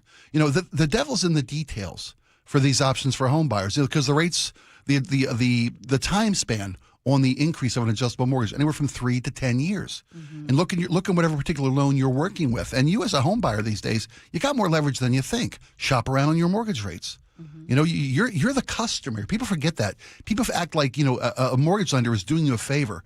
You're the customer. You've got all the leverage because you've got the money to buy a home. And there are many options for mortgage carriers. Find out what that fixed rate, if you need an ARM to get in because it lowers your monthly, and I get it, it's all a matter of practically month-to-month affordability. You know, find out how long you've got before an adjustment will be made to the market. Yeah. Consider, you know, is this your first home or you're starting a family? Are you going to need more bedrooms and a yard at some point? Will you be here less than 7 years? ARM might be perfect for you. And honestly, as I think about it, knowing that for most people, a home is their major way to gain wealth. Absolutely. And help with retirement. So getting in one, I think, is a good thing for most people.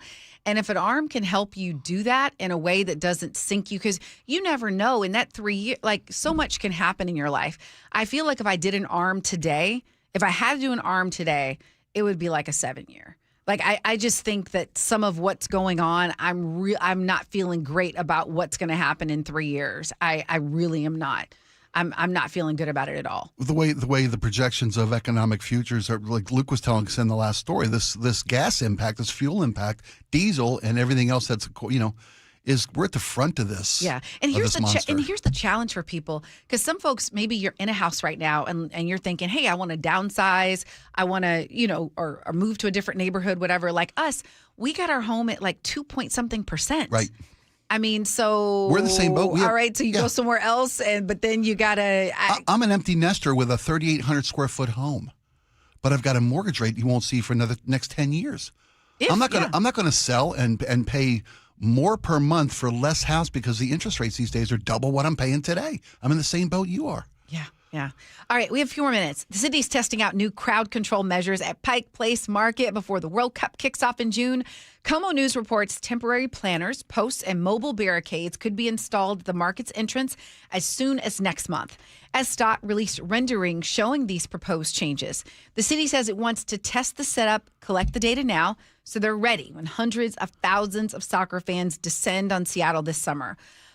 Do you think, so this is the whole idea is making Pike Place car free. If you've been there, you know there's a section of it where you can just walk through and cars are there and you can also walk there and people just move out of the way. Yeah, there's a one road coming into the face of the market there, heading northbound, one directional. Do you think this should be a permanent thing? Absolutely. Why? Well, because you're talking about 3 dozen parking spaces that one of the arguments they make is that there's parking available there too. And there's businesses that rely on commuters to come and go through there. There's drop off, blah, blah, blah, blah, blah.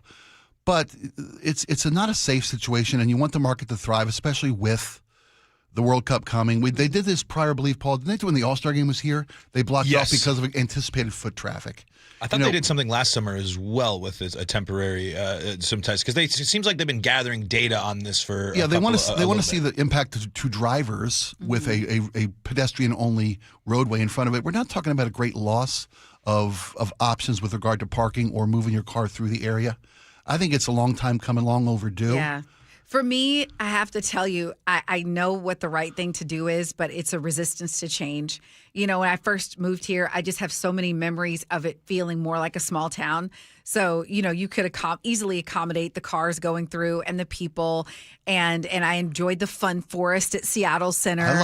And now my Fun Forest is gone, and we have the Chihuly Glass exhibit. And I think that we have gotten to a point where so big and so popular that it is not a great idea to have all those people and cars. It just isn't. But the part of me that is sentimental is holding on to my more intimate feeling Pike Place that just, you know what I'm like? Yeah. I just think we're bursting at the seams. Well, we're not heading backwards.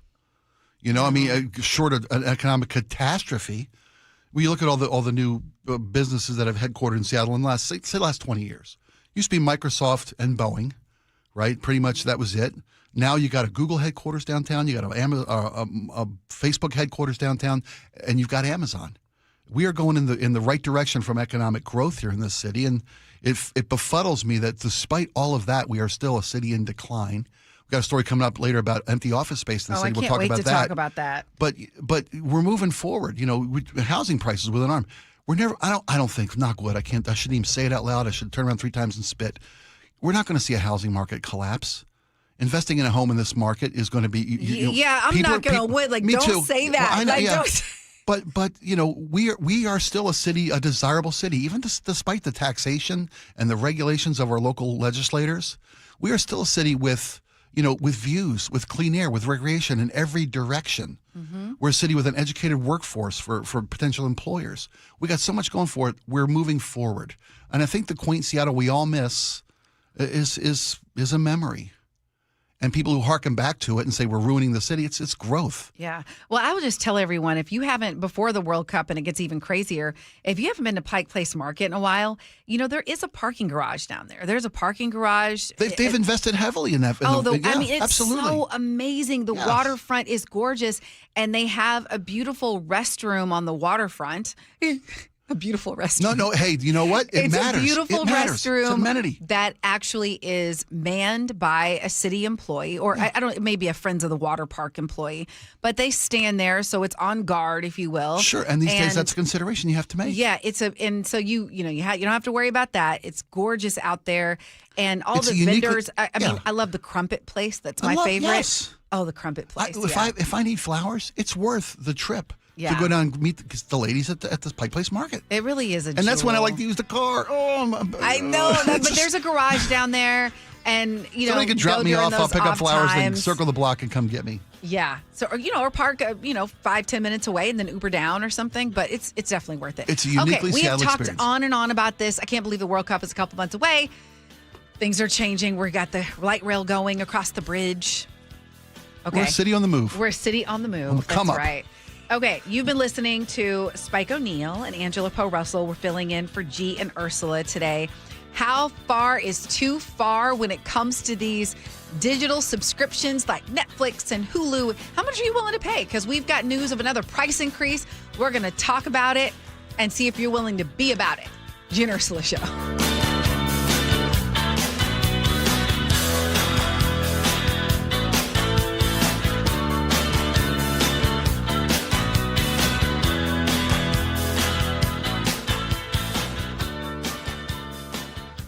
Local news from local voices you trust. Flights out of Joint Base Lewis McChord. KIRO Newsradio. Questions about whether the Pentagon is deploying special forces to the Middle East. The news you depend on. Gas prices up 25 cents in the last week. Conversation. Then all of a sudden, Trump comes out, hey, we're having productive talks. And your Super Bowl champion Seahawks. Touchdown, Seahawks! KIRO Newsradio 97.3 FM. Streaming everywhere on the KIRO Newsradio app. Hi, Sarah here with Safeway. We're proud to partner with Champions of Change co-founder Doug Baldwin to help nourish Washington students through the Nourishing Champions program. Thanks, Sarah. And here's the reality. Every day, students across our state are staying after school for extracurriculars on empty stomachs, and some of them don't know where their next meal will come from. Food insecurity is reaching crisis levels, and the impact on our youth will extend far beyond this moment. The good news is that there's an answer in the federally funded after-school meals programs. But right now, Washington schools' participation is very low,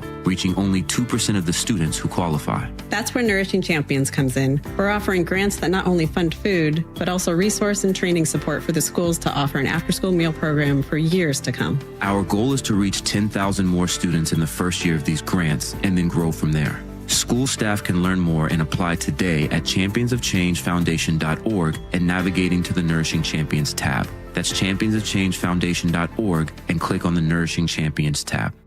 Jackson Hewitt has a great tax prep deal, $149 or less. Missing out is like ignoring a check engine light in your car. You'll regret it.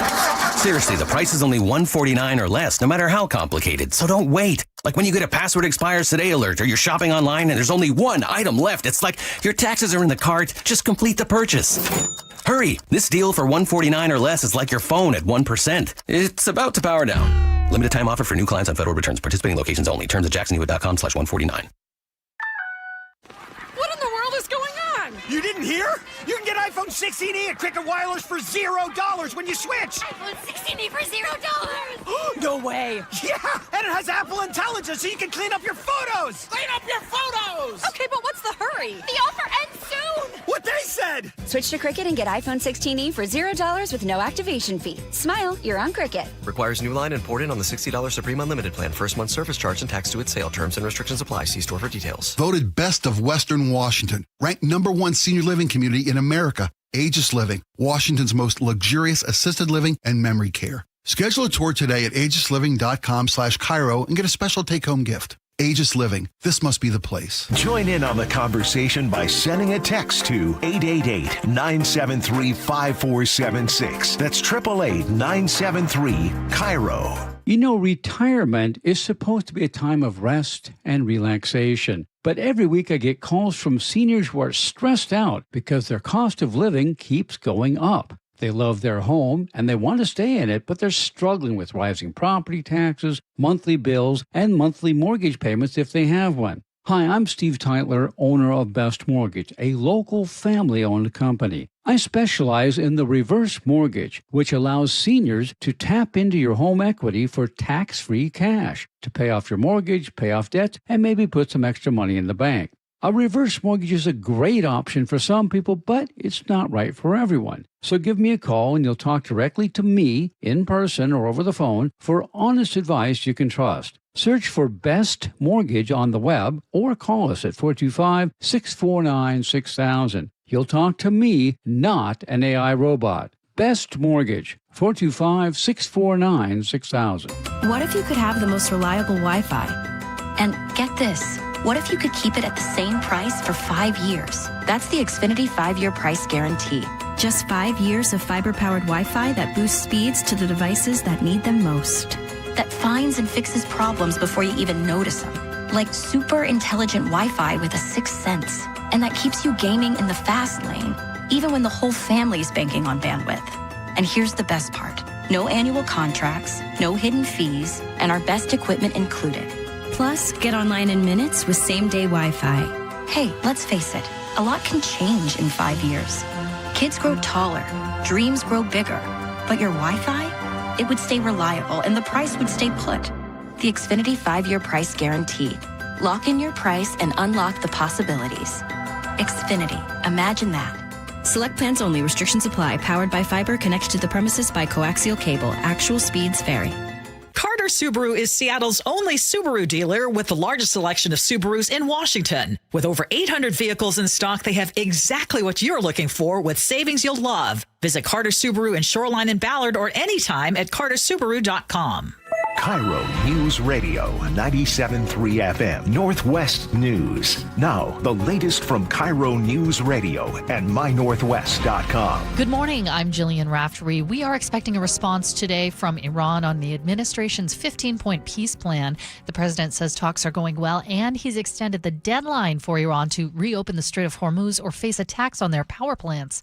Meanwhile, heavy fighting between Israel and Hezbollah continued Friday as Israel told more residents of southern Lebanon to leave their homes. CBS News reporter Linda Gradstein reports from Jerusalem. The representative of UNICEF in Lebanon said that more than 370,000 children have been forced to leave their homes in southern Lebanon because of the fighting between Israel and Hezbollah, and 121 children have been killed in the past month of fighting.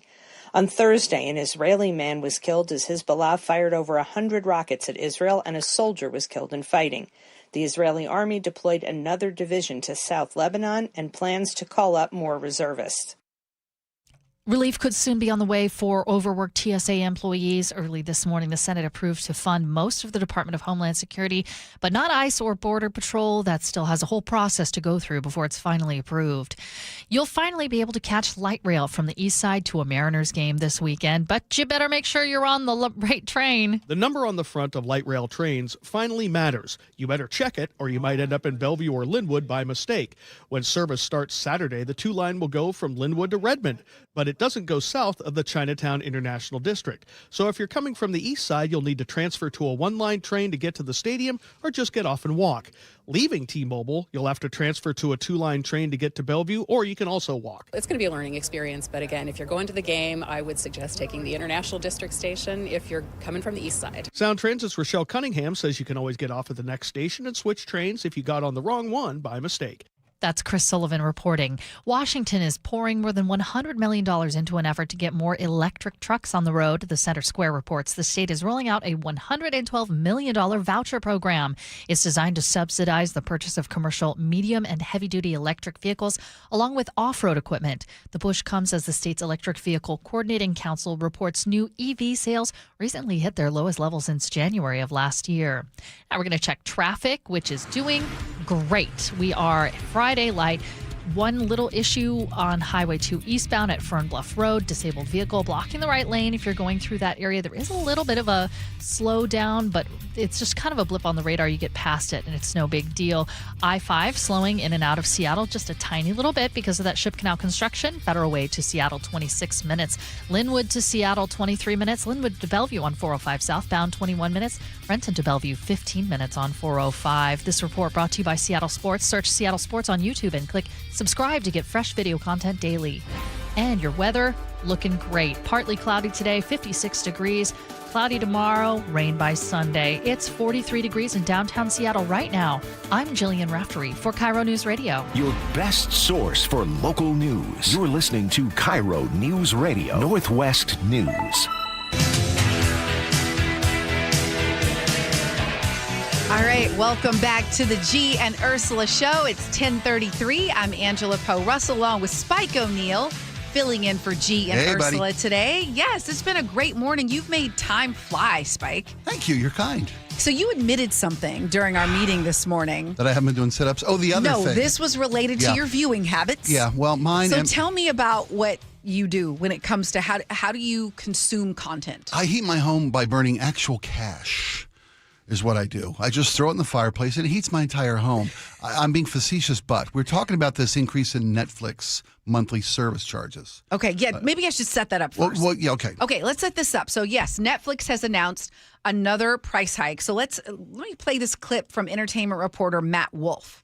Not even the K-pop demon hunters can stop the economics of streaming. The Oscar-winning Netflix movie hauled in the numbers, but not enough to offset price hikes. The streamer says it's increasing subscriber costs across 3 tiers. Ad-supported subscription goes up to $8.99, up $1. The standard plan going up $2 a month to $19.99, and the premium plan also going up from $24.99 a month to $26.99. This is the second price hike for Netflix in just over a year. Matt Wolf, CBS News. You know the frog. You know the frog in the pot of water, right? You know. Yes, you know the analogy. I do. Okay, but in case folks haven't heard it, the idea is that how do you frame it? Okay, like, if you put a frog in boiling water, he jumps out. Right. If you put a frog in a pot of water and turn the heat on gradually, yes, he'll sit there and enjoy it. Yeah, it's like a nice bath. Yeah. And you slowly turn it up. Incremental increase. Next thing you know, you got a cooked frog. That's us with cable. That's us with most monthly subscription services that we enjoy. What a great the analogy. The slow drip of price increase that we don't notice. $2. Listen to the second price increase of the year. Oh, it's only $2 a month. That ain't so bad. Couple that with Peacock, with Hulu, with whatever other service. I confess this morning that not only do I have basic cable still coming into my home, which is probably a couple $100, right? Couple $100 a month. And then we have most premium services on that basic cable. Basic, there's no way to call basic what we have coming into our home. And I have, you name the service, I got it. I got Disney, I got Hulu, I got Amazon Prime, I got every major network. Because who knows where the ball game's going to be? The Major League Baseball we know now, but there's a host of services that bring me the Seahawk football games in the fall. Yeah. You know, and you don't want to miss out. Fear of missing out is everything. So I've got all these services. I guarantee you I spend more than $400 a month on entertainment coming into my home. Yeah, this was supposed to make it cheaper. When all this used to roll out, it's like, hey, you can cut the cord and go to our streaming services and go to this. And next thing you know, everything became so scattered. There's probably a better word for it, but it was less concentrated. Sure. So Peacock, Paramount, Netflix, all Hulu, the different ones. I got them all. And then you're like, oh, wait, I want to watch Bridgerton on Netflix, and I want to watch this on Apple TV. Exactly. And I want to watch this on Hulu, and I want to watch this on Disney Plus. And they've made it worse than all of that stuff used to be in one place. Yeah. We paid monthly for it in the cable package. Yeah, and it's the slow incremental increases. It's the slow incremental decimation. Is that decimation? Is that the right word? Dissemination of where the stuff we want to find is located. And I don't want to give up this because I love that one show. I'm paying $14.99 a month to watch one show on their network. And believe it or not, that show. I know I would pay it. That's the thing. So I guess I'm asking you all listening, what have you done in light of this new environment? Are you like us and paying for everything, or have you said, nope, I'm just gonna stream? Like maybe you're using YouTube TV that still costs some money, but YouTube TV, that's something new. Have you heard of this YouTube TV? I'm sure I've watched many things on YouTube. Right. On so my they TV. have this YouTube. That's what I use. That's my cable plan. I got my mom TV. set up for it. It was like $80 a month, and she got all these channels. What is it like for you? Yeah. It's basically, it's a cable package basically, and yeah, like you said, around $80, and then you can add and. It adds up. I mean, YouTube TV used to be an even better deal when it first launched. And kind of classic with all these streaming services, sure, right? Exactly. When they first come out, they're like, hey, come get this great introductory deal. But I keep YouTube TV for live sports. You mentioned live sports. I have to have it for basically everything. And then I pay for the NFL Red Zone because YouTube TV has the exclusive deal for NFL Red Zone and stuff when that happens. So it can get expensive, but I'm happy with my YouTube TV service. I mean, I would like to, if I didn't work in my industry or didn't love sports as much as I do, I probably wouldn't carry it because I could just, I watch a lot of just straight YouTube as well. Sure. I mean, my YouTube TV is primarily for live sports and then late night adult animation on like Adult Swim or something. I'm glad you threw the word animation at the end of that sentence. One thing I did like about YouTube TV is it letting you organize your channels so that you can put your favorites at the top. Instead of having to scroll and search and scroll. Yeah, that was pretty cool. And they have the multi-view, too. So on top of YouTube TV, are you also doing Amazon Prime and Hulu and, okay. I think our household, yes. But I don't pay for all of them. But if we were to combine, I think between me and my wife, I think us at home, we have access to YouTube TV, the Hulu Disney Plus bundle, right? HBO, and Netflix and Amazon. Yeah, so actually, I think we have just about everything but Apple. And I think we just canceled Paramount and stuff because some of this, and Peacock, I think we had for the Olympics for a little bit. We did a little trial for the Olympics. Listen, but yeah, I mean, we are no better than we were when we were just at No, I think we're actually worse off. Yeah, I mean, I literally have a cable, and then I have all this other stuff. And you've got basic cable. Yes, well, I consider YouTube TV cable because it's got Basic your or basic local cable. Okay, it's got okay, local channels. It's got all that, your local news and everything like that. So you know what? A good occupation would be, we should start a company right here, right now, today. A entertainment intervention, a concierge, if you will. Someone that can look at my budget and my packages and what I'm getting for the money I spend. First off, I need an entertainment exorcism. I need somebody to come in and knock the remote out of my hands and tell me to get up out of the couch and walk outside and touch some grass, as they like to say. But if you could assess, I mean, can AI do that? I'm sure it can. Take a look at my cable packages, what I'm being delivered, and find a more concise, economical way to give me what I'm getting for a better formula for my entertainment dollars. Yeah. We had Scott in Redmond text says that their daughter and husband make a list of everything they want on Peacock, for example. They get it for 1 year, then they switch to Netflix or whatever. No multiple streaming. That's very disciplined. Yeah, I like Crystal in Tacoma here. I have a friend group. We each pay for 2 services and share the passwords. They made it difficult with the password sharing. But they can have. do it, I promise. That's an interesting, you kind of a conglomerate of entertainment. 5 people, each with a different service. Everybody shares that password. It's going to get up to 5 logins. Yeah, something like that. That's pretty ingenious. And someone, please go ahead. I was going to say, well, they cracked down on that password sharing, right? That's the big deal where they're like, oh, now you got to be on the home network and everything. Well, you just make sure whoever's got the home network just re-signs in and you're all right. One day I had to go in my car and I just wanted to listen to an NFL game. Mm-hmm. And so I was like, I'll sign into my Xfinity from my phone. Mm-hmm. And it had all these blocks. And I'm like, I am paying for this, dude. Like, I'm paying for this. Can I get it? It's annoying. My sister-in-law signed into an account that we shared the password with her, and it kicked me off of my home channel because our user number had exceeded the cap. And I'm like, wait a minute, I'm the guy footing the bill on this, man. Let me tell you, I have been fighting that battle. So before my parents, one of the big things that kind of justified me paying for YouTube TV was my parents used it, and they live actually away in Florida. That's a nice thing you get to do for them. Right, Sure. exactly. And I know they like to have the local news. They like to have to know this stuff, and you have to do a little. So I had to re-sign in a couple times to reset things. But then football came along. And I got buddies that have the password too, and I have my parents, and I'm sitting there trying to, watch Red Zone or watch the Broncos or whatever, and I got the device limit. Kicked off. And I went to YouTube. I'm like, I pay extra to YouTube to have more unlimited devices at my home network, plus extra ones, and I've never. Even with paying for that, I feel like I haven't hit that limit. I still get hit with that streaming limit thing. So they really have those guardrails to prevent you from sharing, which, I don't know, it's a bummer. I mean, I think sharing with family and friends is a big benefit of these things, and some have the family plan. Yeah, and they do, but we've exploited that. We've abused that privilege, and that's why they put these caps on these sharing situations, because people by nature will take advantage and push something to a limit.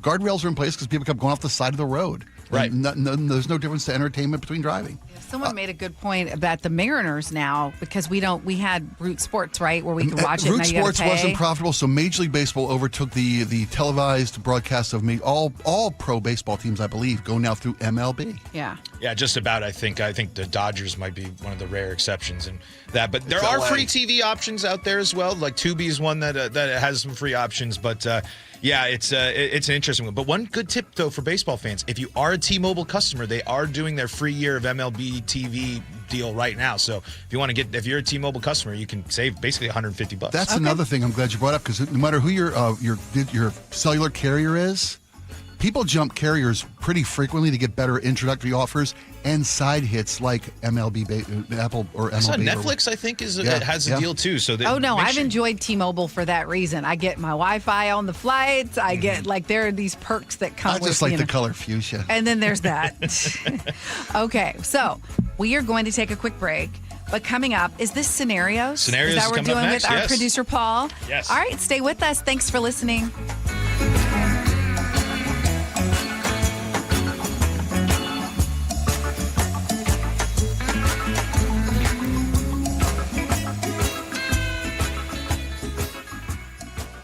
The NBA takes its biggest step yet to bringing the Sonics back to Seattle. The NBA Board of Governors has officially greenlit a deeper look at expansion to Seattle. KIRO Newsradio's Luke Ducey has been following this. Amanda, what a huge story for the city. Speculation is that it's going to be 28-29 that season. Stay plugged into the very latest at mynorthwest.com. I'm super excited for the jobs, the restaurants. And KIRO News Radio 97.3 FM. We are on a magic carpet ride. Do you owe $10,000 or more to the IRS like Will? When I was 50, my whole life fell apart. I lost my job, I lost my wife, I lost the house, I lost pretty much everything except for my life. When the IRS came calling, I just didn't have it in me. I felt like Wile E. Coyote, just waiting for that IRS anvil to drop. Then Will found Tax Relief Advocates. I heard their advertisement on the radio, I wrote down the number, and I made the call that changed everything. The IRS gave me a bill for $40,000. Tax Relief Advocates got that down to $3,200. I've paid 9 cents on the dollar. Now that's a great deal in anybody's book. If you owe 10 or even hundreds of thousands of dollars to the IRS, don't lose hope. Do what Will did and call TRA for a consultation. But for me, the real win is I got my life back. Visit TRA.com or call 800-488-2578. 800-488-2578. That's 800-488-2578. Yikey Wawa. What? My hot water. Yeah? Not so hot. Water heater trouble? It's not working. We can fix that. This week? How about today? Apollo Plumbing really is ready right now. Especially when it comes to water heater replacement. Think I need a new one? Is it more than 10 years old? It is. Probably so. Doesn't heat like it used to. It runs out? All the time. That's a warning sign. Uh-oh. So are little leaks. But Apollo can get me a new one? Installed today by our clean screen trained and trusted plumbers. They're water heater experts. But I probably got to pay a rush fee. No extra charge. You make this too easy. We'll even haul off the old one. A new water heater. Same day. That's the Apollo Plumbing way. This is going to get my budget in hot water. Got you covered there too. How? Our available payment plans. I don't have to wait? Or take cold showers. You are a lifesaver. Call us this morning. You'll have hot water today. That's the Apollo Plumbing way. ApolloPlumbing.com. The deadline for filing taxes is coming up. Donate your car to Cars for Kids for a 2026 tax deduction. Go to carsforkids.org today. That's cars with a K. Guys, did you know your testosterone level impacts your energy, libido, sleep, weight, hair loss, mood, and even ED? And right now, Revive Men's Health Seattle will check your testosterone for free. They've helped thousands of men since 2011 feel and perform better. They're so confident they can help you, they even guarantee it. Schedule your free testosterone test, exam, and consultation today. Call 206-529-1111. That's 206-529-1111. Or visit ReviveMen'sHealth.com. Hi, I'm Chad Cicchini, owner of Heritage Homecraft. We'll custom build you all new cabinet doors and drawer fronts, and using our exclusive 1/4-inch solid wood refacing process, transform your existing cabinets into a beautiful new kitchen. For a limited time, we'll pay the sales tax. That's right, we'll discount all new orders the cost of the sales tax on the project. Call today and let one of our pros come out and show you how easy and comfortable it'll be to get going on your new kitchen. Heritage Homecraft, 425-485-1600, 425-485-1600, or heritagehomecraft.com.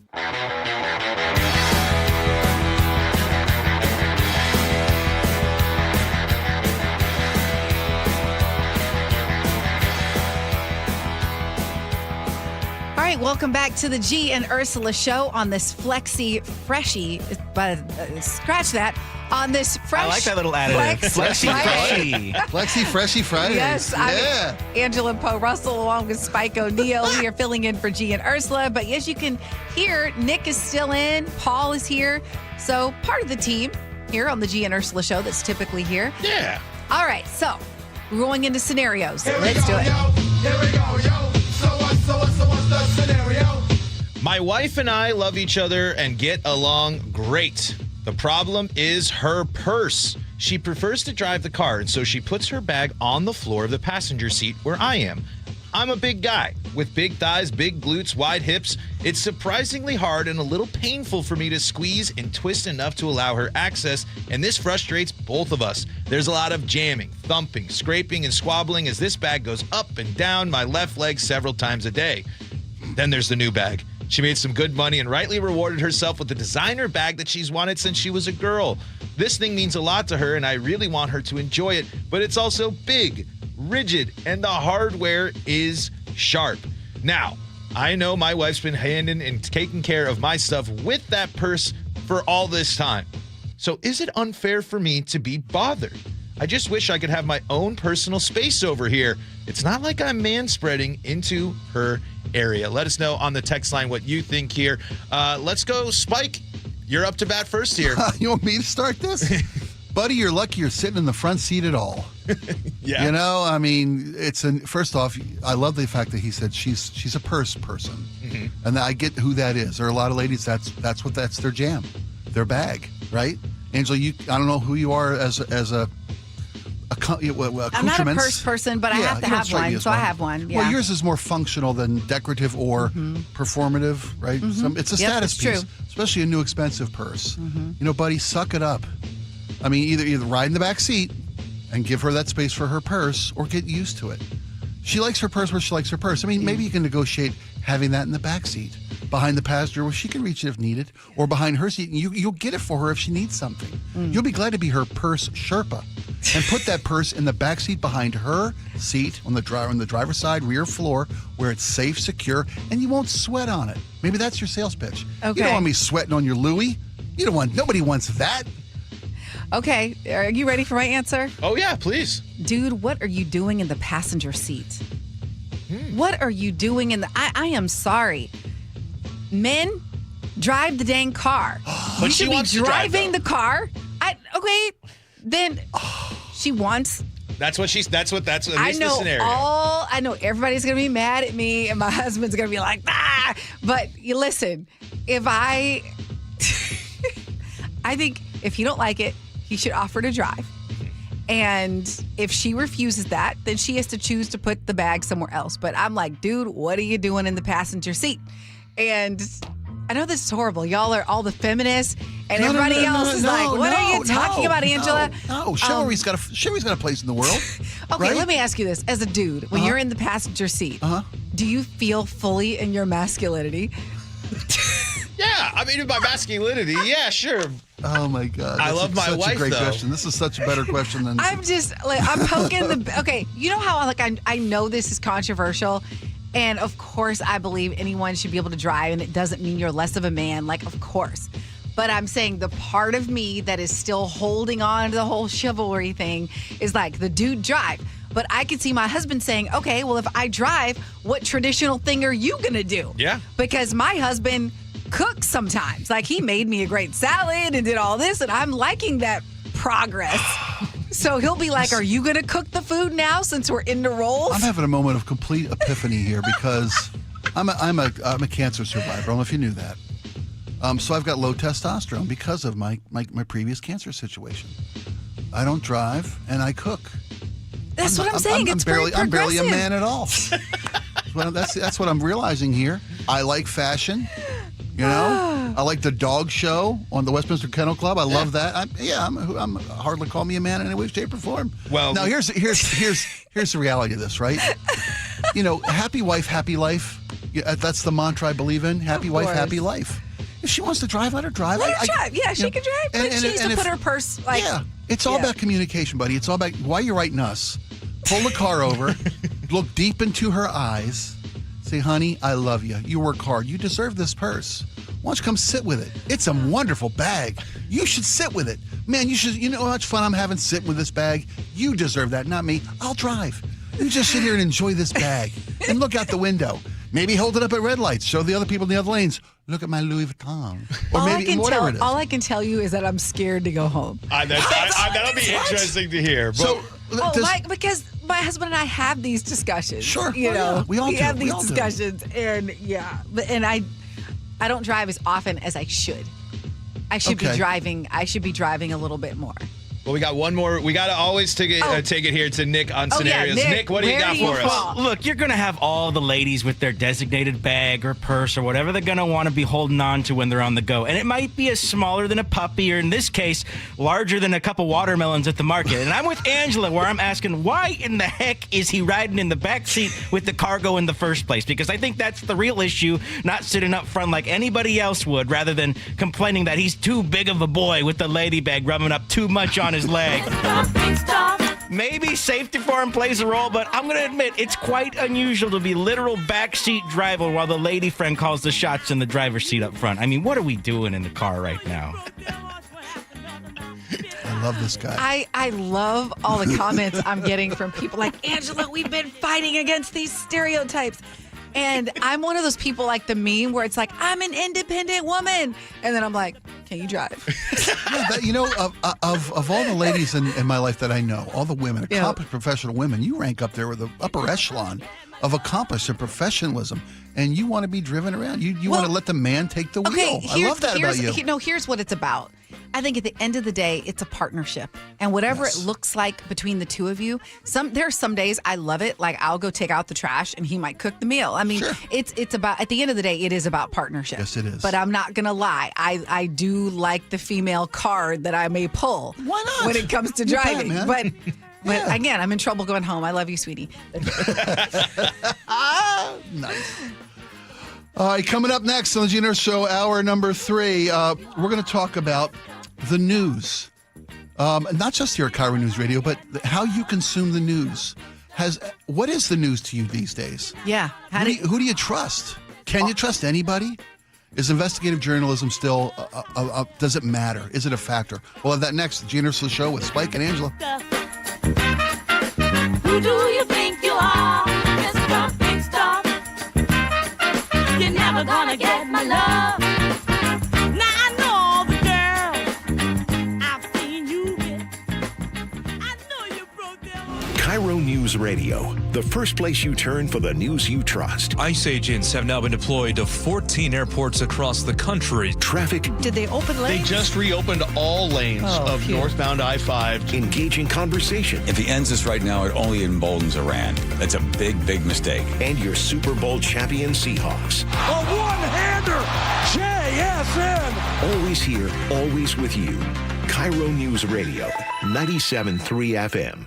KIRO FM and HD1, Tacoma, Seattle. Eggland's Best, the only eggs with more fresh and delicious taste, plus superior nutrition. Eggland's Best, better taste, better nutrition, better eggs. If you're drowning in IRS debt and can't afford to pay, then you need to take advantage of special IRS tax programs that are available and free yourself from IRS collection efforts once and for all. Due to the financial hardship consumers are facing throughout the country, the Internal Revenue Service has made it easier to settle delinquent tax problems. An open phone line has been established by Community Tax for consumers to call and see if they qualify. Take down this number or store it in your cell phone, but call the Community Tax Helpline at 800-269-3454.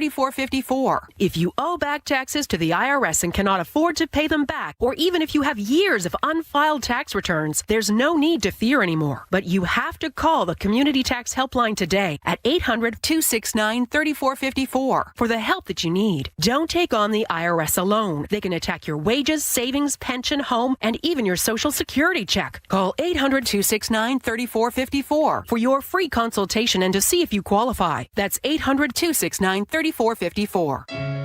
Do you worry about how much someone drinks?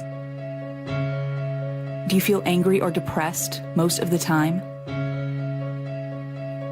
Do you feel neglected or unloved? Do you feel you attract people who tend to be compulsive or abusive? Do you have money problems because of someone else's drinking? Are you afraid or embarrassed to bring your friends home? Do you feel that if the drinker loved you, she or he would stop drinking? If you answered yes to any of these questions, you are not alone. More than half of all adults have a family history of alcoholism. Not everyone trapped by alcohol is an alcoholic. Families and friends are suffering too. Al-Anon and Alateen can help. Call 1-866-200-0223 or visit alanon.org/help. The John Curley Show. I can't wait till I get a little older, be the really crotchety old guy, getting close to being eccentric. As my mom used to say, I don't make enough money to be eccentric. I'm just middle-class crazy right now. Watch The John Curley Show live on YouTube. It's difficult to trust someone with your loved one's care. Aegis Living earns your trust every single day. Voted best senior living in Western Washington and ranked #1 senior living community in all of America by Seniorly. Aegis sets the standard for luxury assisted living and award-winning memory care. Resort-style comfort with state-of-the-art AI fall prevention, a staff who loves what they do, and your loved ones. Schedule a tour today at aegisliving.com/KIRO. That's AEGIS living.com/KIRO and get a special take-home gift. Aegis Living. This must be the place. Not completing high school is more of a social thing than it was an academic thing. Even though all these years have passed, I still had that longing to have my diploma. At age 30, Carissa finished her high school diploma. If you're even considering getting your high school diploma, you can do it. No one gets a diploma alone. If you're thinking of finishing your high school diploma, you have help. Find free adult education classes near you at finishyourdiploma.org. That's finishyourdiploma.org. Brought to you by the Dollar General Literacy Foundation and the Ad Council. Every day, students stay after school for sports, clubs, and tutoring, many on empty stomachs. Safeway and Champions of Change offer grants for after-school meal programs. Schools apply by April 1st at championsofchangefoundation.org and click Nourishing Champions. Your best source for local news. KIRO Newsradio, KIRO FM and HD1, Tacoma, Seattle, Northwest News. This is CBS News on the Hour, your home for original reporting. I'm Jennifer Kuiper. A deal on Capitol Hill soon could bring relief to TSA employees and air travelers. CBS News has learned that the House Republicans plan to introduce a bill to fund all of the Department of Homeland Security through a clean continuing resolution. Early this morning, the Senate approved to fund most of the Department of Homeland Security, but not ICE or Border Patrol, much to the dismay of GOP Congressman Andy Harris of Maryland. The bottom line is this deal is bad for America. It's bad for Americans. Secretary of State Marco Rubio is in France to speak with Group of 7 foreign ministers and attempt to get their help in the war with Iran. The secretary says he has made progress with allies in opposing Iranian threats to start tolling vessels that pass through the strategic Strait of Hormuz. These countries have a lot at stake, not just the G7 countries, but countries in Asia and all over the world have a lot at stake and should contribute greatly to that effort to ensure that neither the Straits of Hormuz or, frankly, any international waterways should ever be something that's controlled or tolled. In Georgia, Fulton County and the Justice Department are in federal court over an FBI raid of 2020 elections materials. CBS's Skylar Henry outside the courthouse. The judge overseeing this case will have to determine whether to release those files and ballots back to the county and whether to make sure that there is some sort of containing of the materials because of a lot of sensitive materials that will be used in different aspects of this case outside of the scope of this criminal investigation. Federal agents have stopped a plot to firebomb the New York City home of a Palestinian activist. More from CBS's Heather Bosch. Nardine Kaswani says the FBI told her a New Jersey man had planned to throw a dozen Molotov cocktails at her home. The man, Alexander Heffler, had allegedly spent weeks discussing the plot with an undercover law enforcement official and was arrested at his New Jersey home Thursday night. Kaswani says she's grateful the threat to her life was thwarted, but says it's something that's always a possibility for people who speak up, quote, on behalf of Palestine. Heather Bosch, CBS News. NASA is planning to launch its first mission, sending astronauts to the moon since 1972. Its 4-person crew is currently quarantining in Houston in preparation for takeoff. Retired NASA astronaut Mike Fink has gone through the process. What a great crew that we have. They're going to make sure that the Orion spacecraft is ready to go for future flights. We've learned that Fink, the astronaut who prompted NASA's first medical evacuation earlier this year, says doctors still don't know why he fell sick at the International Space Station and suddenly could not talk for about 20 minutes before the episode ended. Stocks are down on Wall Street. This is CBS News. Go to the ends of the earth, half a world away. Reach for the stars. If I take time to think, they might go get Brad. On CBS, Sunday morning. It is not looking good for gas prices or the economy. We'll tell you more about that in just a minute. But first, KIRO Newsradio real-time traffic. And we got one little issue. 405 northbound on the on-ramp from Sunset Boulevard. There is a disabled vehicle partially blocking the ramp, but it's, so it's going to take you a few minutes to merge there. 405 is also still a little bit, has some off and on slowing from the S curves up through getting into Bellevue, but it's only going to cost you a few more minutes. Renton to Bellevue, 17 minutes. That's 2 minutes more than speed limit, which is pretty good. Federal Way to Seattle on I-5 northbound, 24 minutes. Linwood to Seattle, 22 minutes in the southbound direction. And let's check your southbound drive on 405. That's 18 minutes. Linwood to Bellevue. Lake bridges are clear and most routes are a speed limit drive. This report brought to you by the Emerald Queen Casino. Get ready to be transported back to the golden era of rock. It's John Waite with John Cafferty and the Beaver Brown Band live at Emerald Queen Casino, April 9th. Emerald Queen Casino, it's the entertainment capital of the Northwest. KIRO News Radio 97.3 FM, Northwest News. Now, the latest from KIRO News Radio and mynorthwest.com. Good morning, I'm Jillian Raftery. A man has died in custody at the Kitsap County Jail.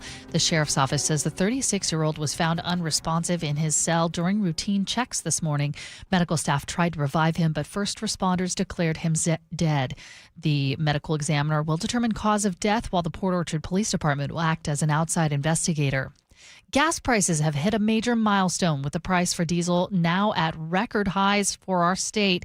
The huge increases have slowed because of reports of peace talks, but show no sign of actually stopping.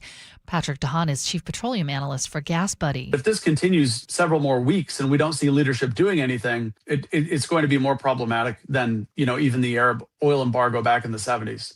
Globally in Asia, we're now seeing oil refineries closing because they have no oil to refine.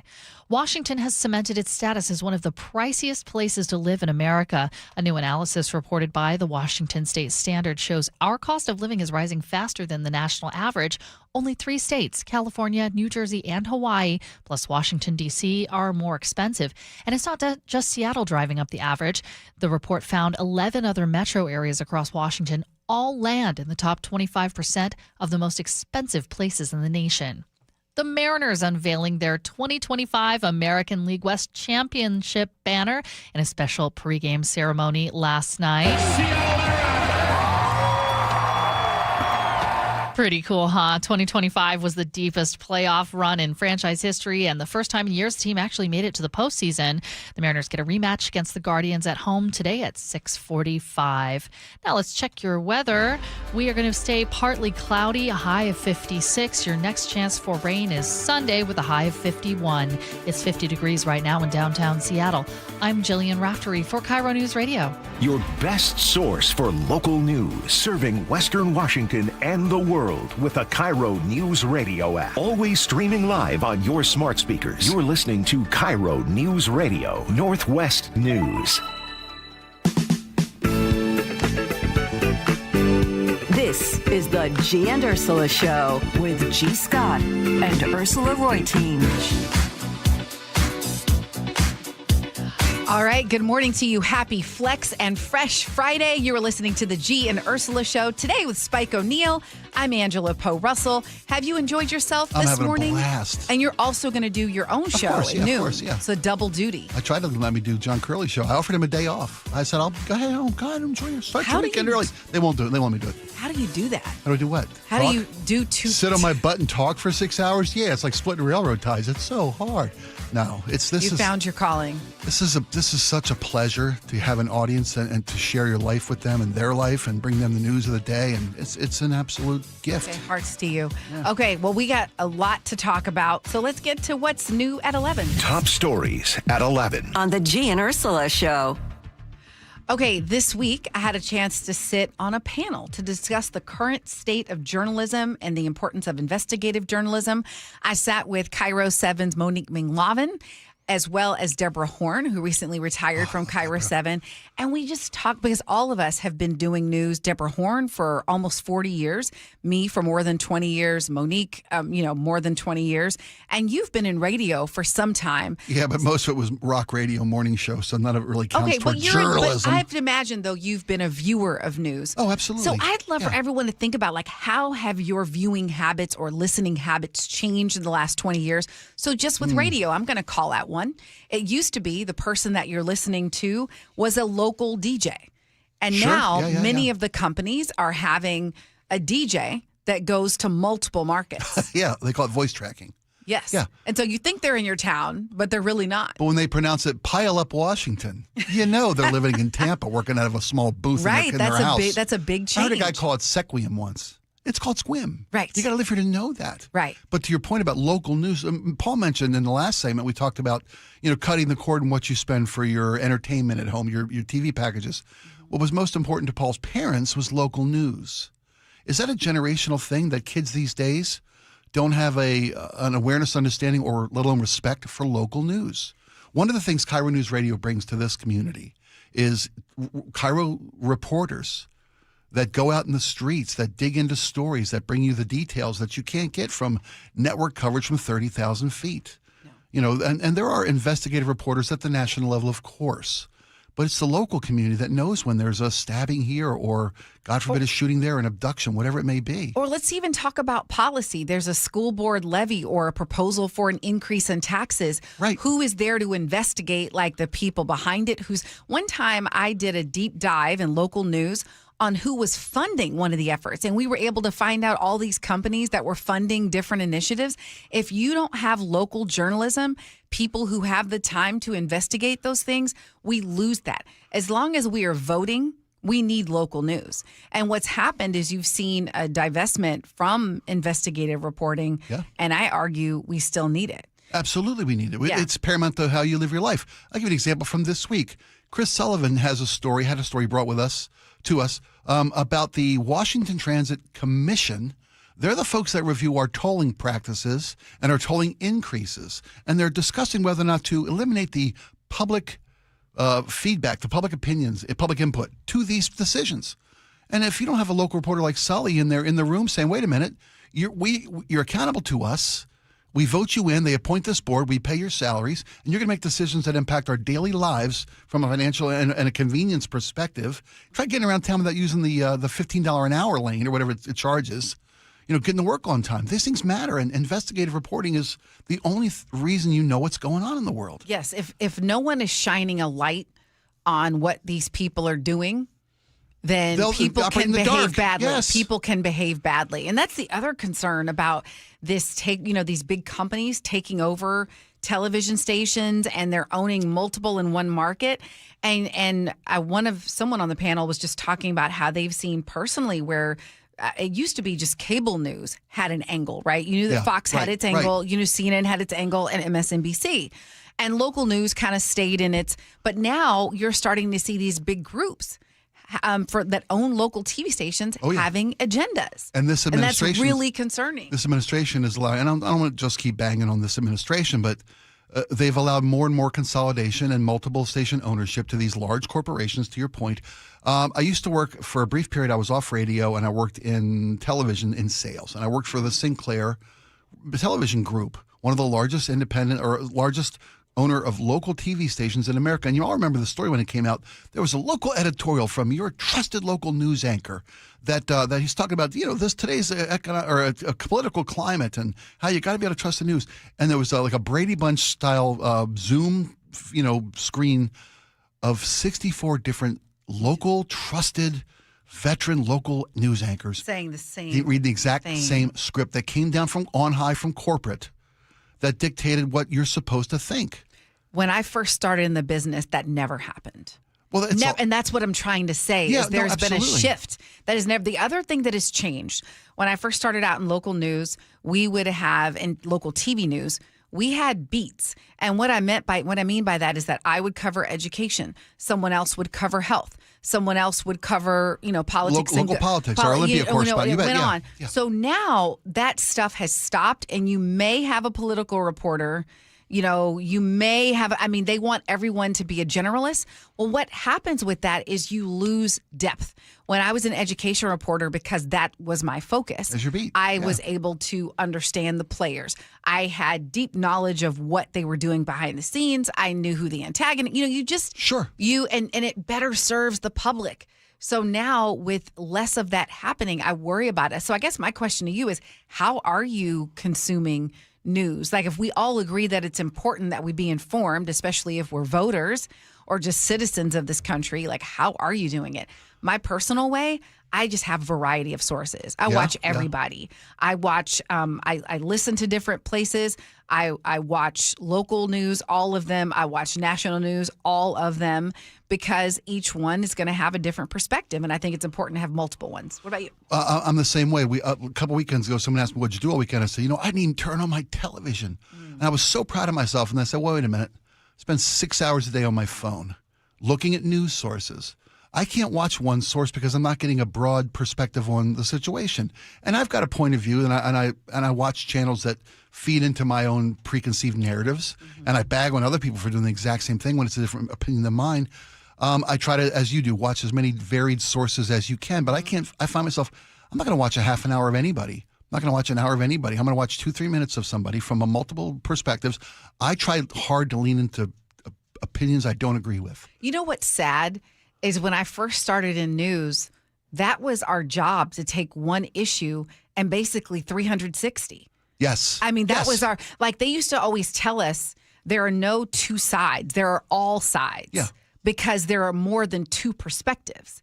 And so our job as the reporter was to give these other perspectives on this one issue, to not just have, and so the fact that we now have to go different places to get a different perspective is sad. It is a loss. There are now educational courses in college teaching young minds how to fact check stuff, how to verify sources, how to trust but verify, to quote President Bush, right? I mean, and it's the fact that we're all in, and you asked when things changed in American news. And I believe it was when news became less of a public trust, where the major networks' news stations were granted the public airways. You hear that story referenced for the FCC and this administration's challenge to various broadcasters about loss of access to the American airwaves that the government provides for them at no charge. When news became for-profit, when news shifted from being a public service to a profit-generating industry, that's when perspective changed. If I'm going to deliver a point of view to an audience and keep them angry as much as informed, they're not going to go anywhere. And now the people who sell beans and bunkers and bullets and gold and prescriptions, they're there for my advertisers. That's how the world works. Oh, and let me give you some data to back it up. Well, I don't have the specific data in front of me, but this was a study that I worked on several years ago when I started. I produced this new show called Take 5, which was about presenting people with what was good in the world. Okay. And I actually found in that study that if people, it was basically what you said, that when you see stuff that makes you a little bit fearful, we're drawn to it because we want to feel safe. But then as a result, it made us more anxious. It made us more anxious actually watching the stuff. Like people who watched news had more anxiety. Right. And so you have to be intentional about watching something that has maybe a positive angle to it. You have to be intentional. Yeah, and the anxiety that these stations and shows produce, those require you psychologically to need to know more. So you're back. You're afraid of missing out on pertinent information. It's like how these these platforms were designed. I was about to say, there's an algorithmic, to make us addicted. Construction of these. Facebook just lost Meta, just lost a massive case in New Mexico about its addictive nature to young citizens, young users. Yeah. Right? Those algorithms that these social media platforms design their apps with, it's to draw you in and keep you hooked. They use the same technology slot machine designers use with intermittent rewards and small payoffs. Except I don't have to go anywhere. No, you sit on your couch. I can just go on my phone. And here's what people aren't talking about, Spike. We talk about young people being addicted. I have seen more people over 60 addicted. To their phone and social media and scrolls and absolutely. News on your phone? Tell me if you have noticed, yourself or grandma, grandpa. And I've been in meetings and I watch and you see more young people because they've been taught about, hey, take a break, put it away. Okay. And the older people haven't gotten that messaging. And I've seen a lot of older people addicted too. Well, I mentioned I haven't been on my TV, but I'm on my phone 6 hours a day that we can look back at my log on my phone, which tracks how much usage. This week you averaged 4-point-something hours a day on your phone. Last weekend I looked at it was 6+ hours on that Saturday and Sunday. I was so proud to not be on TV. So, but your original question about news and where you get your news and can you trust your news and do we still need investigative reporting? It's never been more important than it is now. Was it Democracy Dies in Darkness? Was that the New York Times? Washington Post, maybe. Washington Post. You're right. Washington Post. I mean, but it's so very true. If you don't hold people accountable, they won't be accountable. They're only accountable to us, the citizenry, because we demand that they are. And we have a mechanism that requires them to be that. And that's investigative reporting. Can I just take that soundbite and we just put that on social media? Sure. And that was beautiful. Okay, I'm going to get to that other story. President Trump's signature will soon appear on paper currency?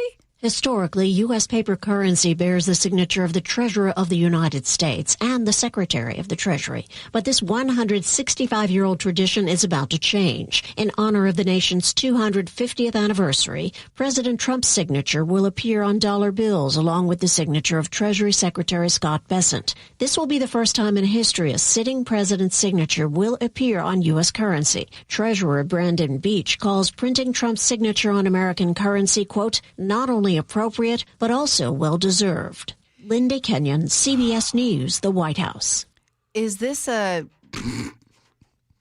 Okay, what was that about? Sorry. Go on. No. I was going to say, is this a distraction or something we should be concerned about? A symptom of something larger? It's a symptom of something much, much larger, and it's indicative of everything this administration, this president in particular, does. It's a attaboy. It's another attaboy from every cabinet member, every department head, every agency. What a wonderful job he's done, like nobody ever before, like people I've never seen, yada, yada, yada. It's slapping his name on the Kennedy Center. It's putting his name on dollar bills. They're minting a Trump coin. This man loves adoration and recognition and celebration. And, policy issues aside, you can agree with his priorities and his policies and this administration's efforts in any direction you want to. And we can have the policy debates all day long. What is the purpose of having his signature on a bill, on a paper bill? I can tell you what struck me about it. It feels like what it has in common with the Kennedy Center and some of the other efforts is this desire to live on.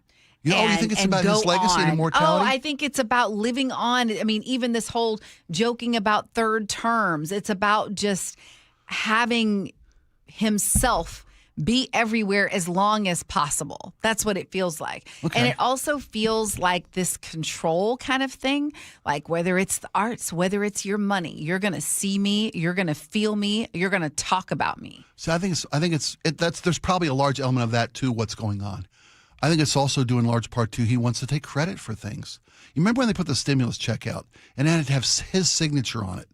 Because you're getting money from Donald J. Trump. You got money, the money you got, that's from Donald J. Trump. He wants credit for things that go on in this world. At the State of the Union, and the last thing, he mentioned a policy, I forget which one it was, that he's going to start the personal savings account for every child in America. Remember that proclamation? Yeah, that's a Biden-era policy. It was signed into law 4 years ago. But Trump's going to give it to you, and Trump's going to take credit for it and slap his name on it. And the dollar bill thing is no different. I think you're right about his legacy and the sense of permanence that he wants to feel. That's why he wants a monument here. He's talking about the ballroom is another one. And the arch that they're going to build in D.C. There's talk of a grand Arc de Triomphe type arch at the edge of the city on the way to Arlington. I think is where they're talking about putting this thing. You're right. It's about legacy. It's about living on. Yeah, it's about branding and president everything and president everywhere and the greatest of all time. And back to my original point about it's just another attaboy from a guy in a blue suit with a red tie because they all wear the same costume when they're MAGA-ing up for the boss. Set Spike free, man. Dude. I want this Spike. Opposing viewpoints are welcome at 888-973-5476, the Muckleshoot Casino Resort text line. Okay. Tell me I'm wrong. This weekend, there'll be another wave of protests across the country. There's the third No Kings protest scheduled across multiple cities. After the march tomorrow, where will the movement go from there? So you've been to one of these? I've been to a No Kings protest. I've been to both, actually. Okay. I've been to both. There have been two so far. This is the third. This is brought forth by a group called Indivisible. It's a political action group that has been started to help American citizens feel that they are not powerless. Part of No Kings is not that there's a protest in D.C. where 250,000 people show up at the mall or whomever, the Million Man March. This is in every community in America. It's that you can be local and be active and see that you're not alone in the way you feel. The No Kings March in October of last year was the largest public protest in American history. And I think this tomorrow's event is going to eclipse that, by magnitude. I mean, because that was October. Now we've got a war. Now we've got diesel. It's closing in on $7 a gallon. We're getting record prices for everything we do. And here's what blows my mind. At first, when all of this started, when he first took office, the whole mandate was improve the economy, improve the economy. Then the critique was nothing has improved. Nothing has improved. It hasn't happened. And now we're at a point where you've made things worse. Well, we keep moving the goalpost. Now it's about national security. Now it's about, everybody justifies the war with Iran because they've been killing Americans for 47 years. Okay, there's a valid argument there. Yeah, and it's a horrible regime. It's There's a horrible no regime, doubt about that. But all we did was put in a younger, more radical leader. The supreme leader's son, the new Khamenei, whatever I pronounced correctly. So then do we finish the job then? No, we're not. But now it's not about regime change. But the No Kings has to be the second worst branding of all time, right behind defund the police. Because we interviewed Jim Walsh, a state representative, state Republican chair, and he had a No King sign in his Republican office with Bob Ferguson and a crown about Bob Ferguson's taxation, the income tax without any kind of public input. No Kings is such a bad brand. Right behind defund. It was, absolutely. I wish they would consult us before they do these things. Listen, someone said, Carrie and Bonnie, man, I have missed this version of Spike. Man, free Spike. Okay. Ooh, my bad. Not at all. No, thank you, Bonnie. We keep it a buck. We keep it a buck on the Gee and Ursula Show. Thank you so much for listening. We have more coming up. Agree to disagree. Next, Gee and Ursula.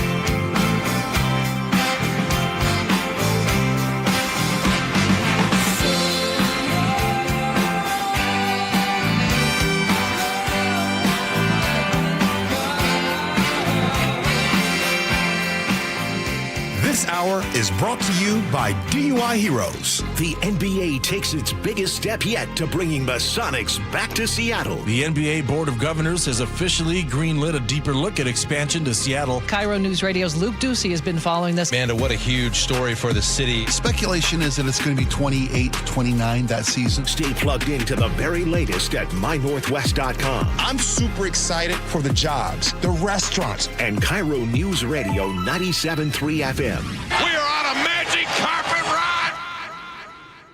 Eric Johnson here. I spent the past 30 years working to help make our community better informed, better protected when it comes to consumer issues, and better equipped to take on whatever life throws at us. That's why I love the free Washington Accident book series from Davis Law Group. These books keep us better informed about the law, better able to protect ourselves on and off the road, and better off when all is said and done after an accident. Chris Davis didn't have to write these books. He did it because he saw a need. People who were in accidents or other legal situations didn't know what to do, what pictures to take, documents to request. Only a tiny fraction of the people who get these free books will ever become clients of Davis Law Group, but that's not the point. Chris wrote them because it was the right thing to do. The free Washington Accident book series is a must-have for drivers who want to be prepared for whatever the road might throw at them. Get yours at WashingtonAccidentBooks.com. You know the one question that guys hate to have asked of them by their wives, Nick? I can take a good guess. I know you know 100 of them. This is the worst one. Do these jeans make my butt look big? Whoa. Can't answer that one, right? What I've noticed is whenever you ask me questions like that, I just simply say, I don't know. What do the doctors at Longevity Medical Clinic say? Well, the doctors at Longevity Medical Clinic would tell me that my butt looks great in those jeans now that my hormones are balanced.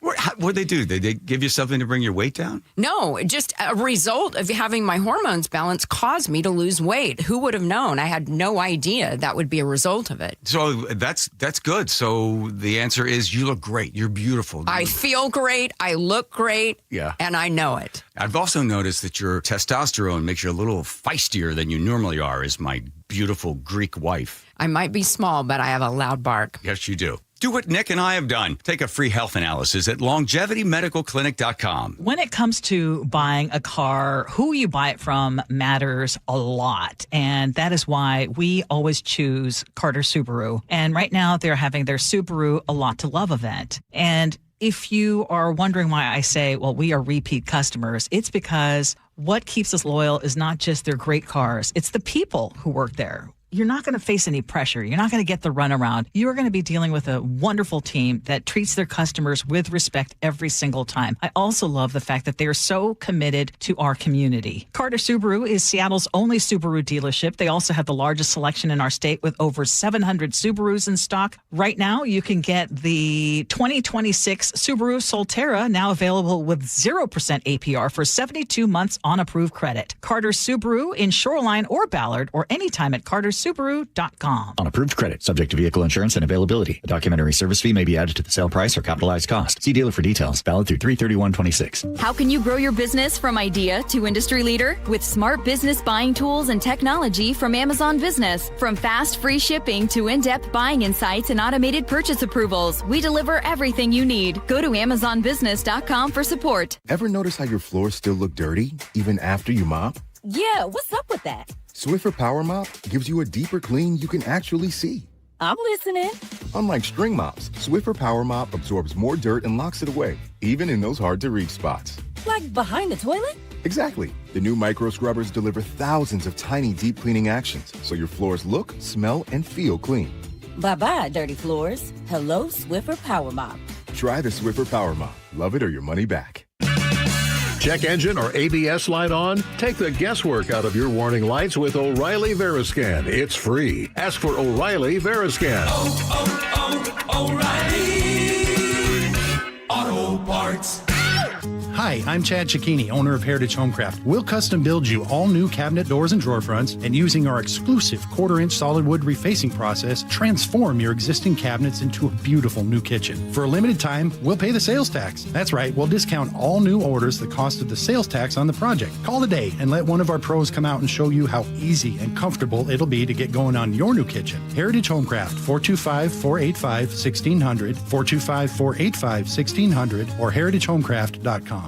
Thanks for calling CM Heating. Aren't you the company that gives away free furnaces? That's us. Buy a qualifying high-efficiency cooling system and the furnace is free. Wow. Yeah, and our home comfort advisors are tax credit and rebate specialists, so they'll handle the rebate for you. Go to CM Heating for better comfort, lower bills, and a free furnace you'll love for years. Get your free estimate for furnace replacement at cmheating.com. And remember, for furnaces, fireplaces, hot water, and total home comfort, including electrical, There's no beating CM Heating.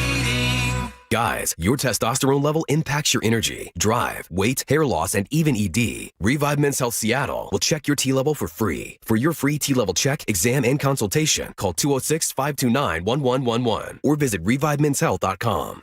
KIRO News Radio 97.3 FM Northwest News. Now, the latest from KIRO News Radio and mynorthwest.com. Good morning, I'm Jillian Raftery. President Donald Trump is waiting for Iran's counterproposal on a peace deal. The president claims part of that deal includes no nuclear weapons. CBS News White House reporter Aaron Navarro has more. CBS News has learned from multiple sources that Iran's response to the 15 points of agreement that the U.S. had sent earlier this week is expected to arrive later today. That'll be conveyed by an intermediary country, with Pakistan being the main one in the region leading in terms of connecting the U.S. and Iran in these indirect talks. Meanwhile, Israel and Iran continue to trade fire. CBS's Ed O'Keefe says the cost of the war is already high. Economists now expect U.S. inflation to jump to more than 4% this year because of the conflict. Mortgage rates moved higher for the fourth straight week, while mortgage applications are down. Global oil prices are up more than 40%, and the American cost of gas is up by almost $1 per gallon in the last month. The defense secretary is facing more questions. In what's considered a highly unusual move, Defense Secretary Pete Hegseth is blocking the promotion of 4 Army officers to become one-star generals. 2 of them are black and 2 are women. Some senior military officials are questioning whether the officers are being singled out because of their race or gender. Jim Crisula, CBS News. A bill to fund the TSA passed the Senate, but may have an uphill battle in the House. Democrats want accountability measures for ICE, which this does not have. House conservatives may block it because it does not fund all of the Department of Homeland Security. Security lines have stretched for hours around the country, but have stayed pretty normal here in Seattle. And a huge Seattle sports year has businesses thriving in Pioneer Square. Danny Cohn is founder of Cohn & Steiner General Store in Pioneer Square and tells KIRO 7 TV on game days. The line wraps all the way around, and a lot of times it can be standing room only. Data from the Alliance for Pioneer Square shows about 67,000 visitors to Pioneer Square in the hours just surrounding a Seahawks game. Compare that to about 6,000 on a regular January day. Now we're going to check your traffic, and it is light and calm. Linwood to Seattle, 22 minutes. Federal Way to Seattle, 23 minutes on I-5. Renton to Bellevue on 405, 17 minutes. Linwood to Bellevue, 17 minutes. This report brought to you by Seattle Sports. You can always listen to your favorite local sports content on the FM dial on 97.3 HD2. Staying mild today, dry, high of 56, partly cloudy, mostly cloudy Saturday, rain by Sunday, and more clouds and some sun by Monday. It's 50 degrees in downtown Seattle right now. I'm Jillian Raftery for KIRO News Radio. Your best source for local news. You're listening to KIRO News Radio, Northwest News.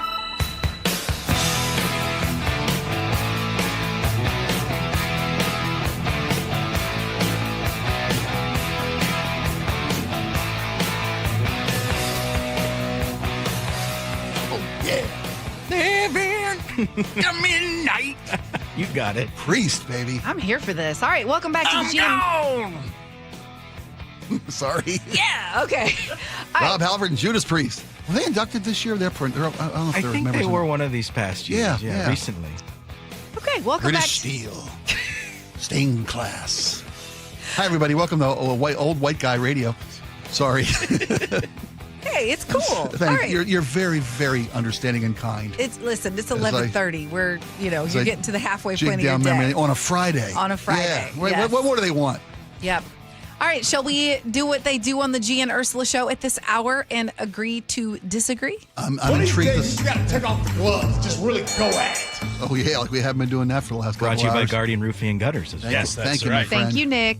Okay. All those empty office buildings in downtown Seattle, well, they're dragging down property values. That's according to newly released King County Assessor data. According to the King County Assessor's Office, the city's most valuable skyscrapers have lost $3.7 billion in value since 2022. Approximately a third of downtown commercial space remains vacant. The Downtown Seattle Association told the Puget Sound Business Journal this will mean changes to how the city collects taxes, including a greater burden on renters, homeowners, and small businesses to fill the gap left by less reliable property tax revenue. So, Angela, is this a Seattle problem, or is this a new way of thinking about what the office is and what the office in 2026 looks like? Here's what I'll say, and I'm not doing a, because look, I love Ursula, and we do this all the time where we say, like, it depends. In this case, I think it's both, but I'm going to lean. If I have to tip it one direction, I'm going to say it's a Seattle problem. And I'll say it's a Seattle problem because we are not showing businesses that they are valued, that we want them here, that we want to be partners with them. We have to create an energy and an environment of partnership, and instead it's felt like we treat them like the enemy. That's valid. How do you do that? So let me ask. When you've got a municipality that's losing revenue, that's losing operating budget because revenues are down from rent, from business tax, all the things that the B&O taxes. When you're losing money, how do you run the city Let's see. Let's not have our patrons go to Benaroya Hall and have to walk through a gauntlet of druggies. Okay, that's number one. How about we not take a year for permits? How about we get together and meet with company executives and say, what can we do to keep you here? What's getting in the way of you having a good business?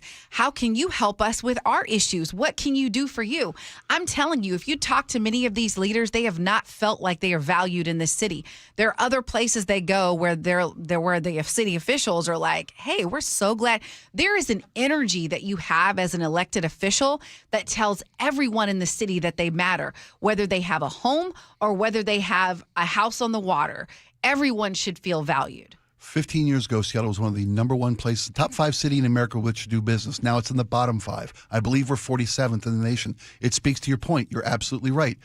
And I think all the points you bring up would be a forward-thinking solution to the issues faced in this city. We had John Scholes on from the Seattle Downtown Business Association, and he said the same things you did. You have to be welcoming and cooperative with business owners, not just tax what's left into oblivion. The quote he gave was, we need to tax more businesses less, not tax less businesses more.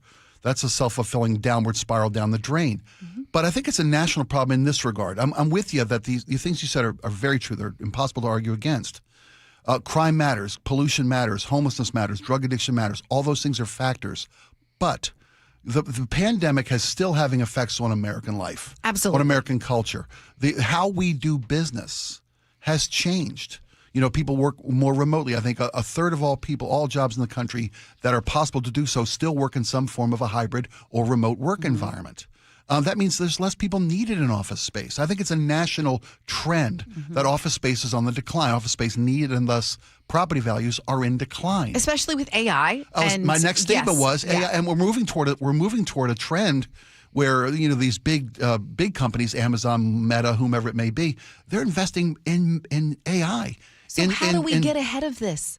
If you're an elected official, how do you get ahead of this and say, okay, where is the trend going? And how do we make sure that when these companies do invest in communities, that they invest here? And I'm going to tell you, you start with number one. So here we had this millionaire tax proposal, and we had CEOs coming out and saying, hey, this is bad for employees. Why is he having to do that? It would seem to me, if I'm a lawmaker and I'm wanting to have this kind of proposal, I would get leaders from various, different communities and get us together and work out an agreement that everyone maybe might be on board with and say, hey, would you support, have a negotiation so that when you come to the table with a proposal, the business community is behind it. You have folks who maybe are have homeless shelters, they have a voice in it. And then you're not splitting up the community and people feeling like they aren't supported. Because let me just say one more thing. No, please. Because whether you like it or not, we need each other. Because those people who work for Microsoft, they patronize the small business, the lunch counter. Do we still have those? You know what I'm saying? Absolutely. We need everybody. The peripheral economy of large employers is everything to a city.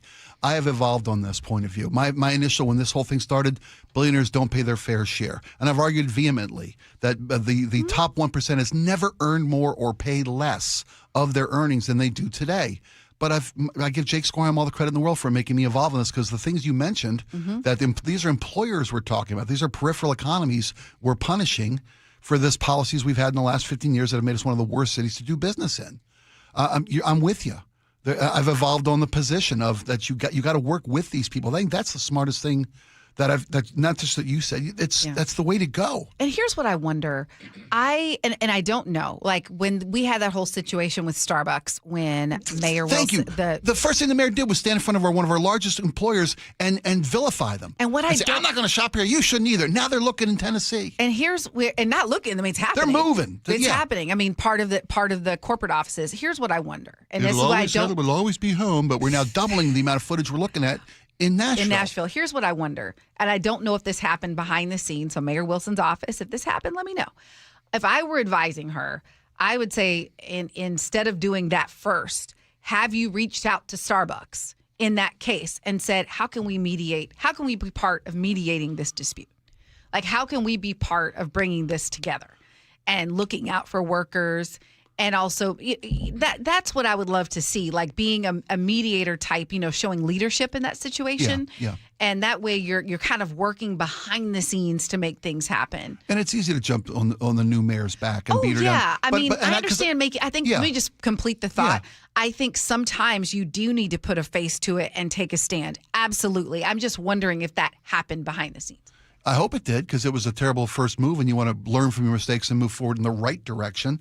I would say that the city is doing what it needs to do. The mayor has made homelessness and drug addiction a major priority. Talking about the no barrier homeless or housing policy is I think erroneous. But you're talking about wraparound services, you're talking about mental health services, about drug addiction services, because all those need to be addressed to get this situation cleaned up. And cleaned up, didn't use it by accident. When you take care and address these plights on our city and the citizens, the people here, not just the businesses or the residents, the people who are the ones sleeping on sidewalks and addicted to drugs, they deserve our help as much as anybody else does. Yeah. Oh, one other thing I was going to say about the office space, because someone just reminded me, Layla did. Do you know how many businesses I can't access because the streets are torn up from all their construction? And I don't know that those businesses are getting any reparations for how many years.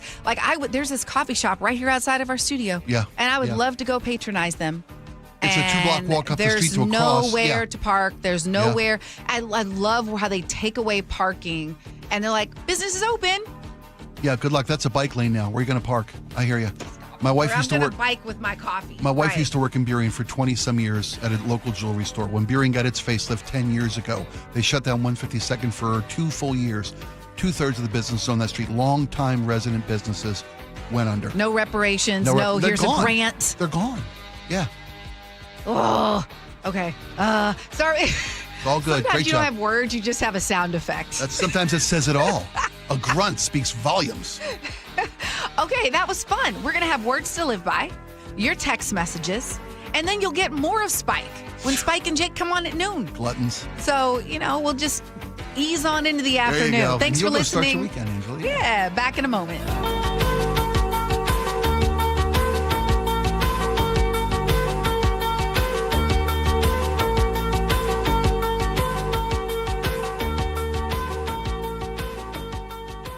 Local news from local voices you trust. Flights out of Joint Base Lewis McChord. KIRO News Radio. Questions about whether the Pentagon is deploying special forces to the Middle East. The news you depend on. Gas prices up 25 cents in the last week. Conversation. Then all of a sudden, Trump comes out, hey, we're having productive talks. And your Super Bowl champion Seahawks. Touchdown, Seahawks! KIRO News Radio 97.3 FM. Streaming everywhere on the KIRO News Radio app. The sun is shining. It's a beautiful day for baseball. At T-Mobile Park, you've always got the best seat in the house. Case in point, your ticket might be for the view level, but it's more like Skyline City. Up here, it's hard to say what'll take your breath away first. The gorgeous Seattle sunsets or the spectacular views of every incredible play.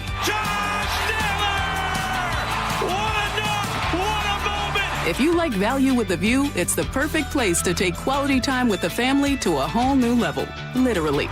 Bases clearing. 3-run double. Everybody on their feet here at T-Mobile Park. Mariners baseball. Trident's up. Don't miss the Mariners opening homestand, featuring tonight's AL West Champs replica banner night at 6:45, thanks to T-Mobile. Tomorrow's Cal Raleigh 60 home run bobblehead night at 6:40, presented by Alaska Airlines, and a showdown against Aaron Judge and the Yankees Monday through Wednesday. Get tickets at mariners.com. Xfinity Tech Support, Matthew speaking. Hi, I live in a pretty remote place, like Jurassic Park remote. No! Wow. Will Xfinity Mobile work out here? Yep, the combination of reliable Wi-Fi and 5G makes it so that you can stay connected in all kinds of places. Plus, you get access to ultra-fast speeds and coverage, whether you're poolside or out live streaming with a T-Rex. Hold still, you're about to go viral.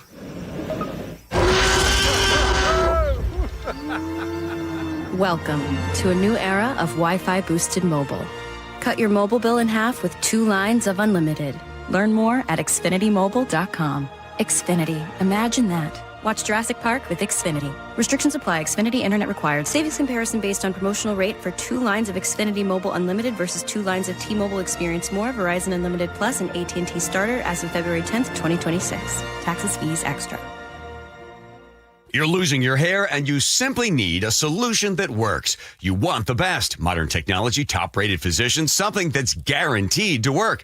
Guys, you need world-class Dr. Perungo and his team at Advanced Hair. Advanced Hair has completely redefined hair restoration. From the experience itself to their unmatched results. Receding hairline, bald spot, thinning hair, maybe all 3 like I had. Get your hair back with Advanced Hair's simple 1-day treatment that begins to regrow your own natural hair the very next day. Advanced Hair has changed tens of thousands of lives, including mine. And get this, Advanced Hair is once again the winner of the 425 Business of the Year. For your free consultation, call 425-449-8185. Right now, you'll get $250 off and 250 free hair grafts.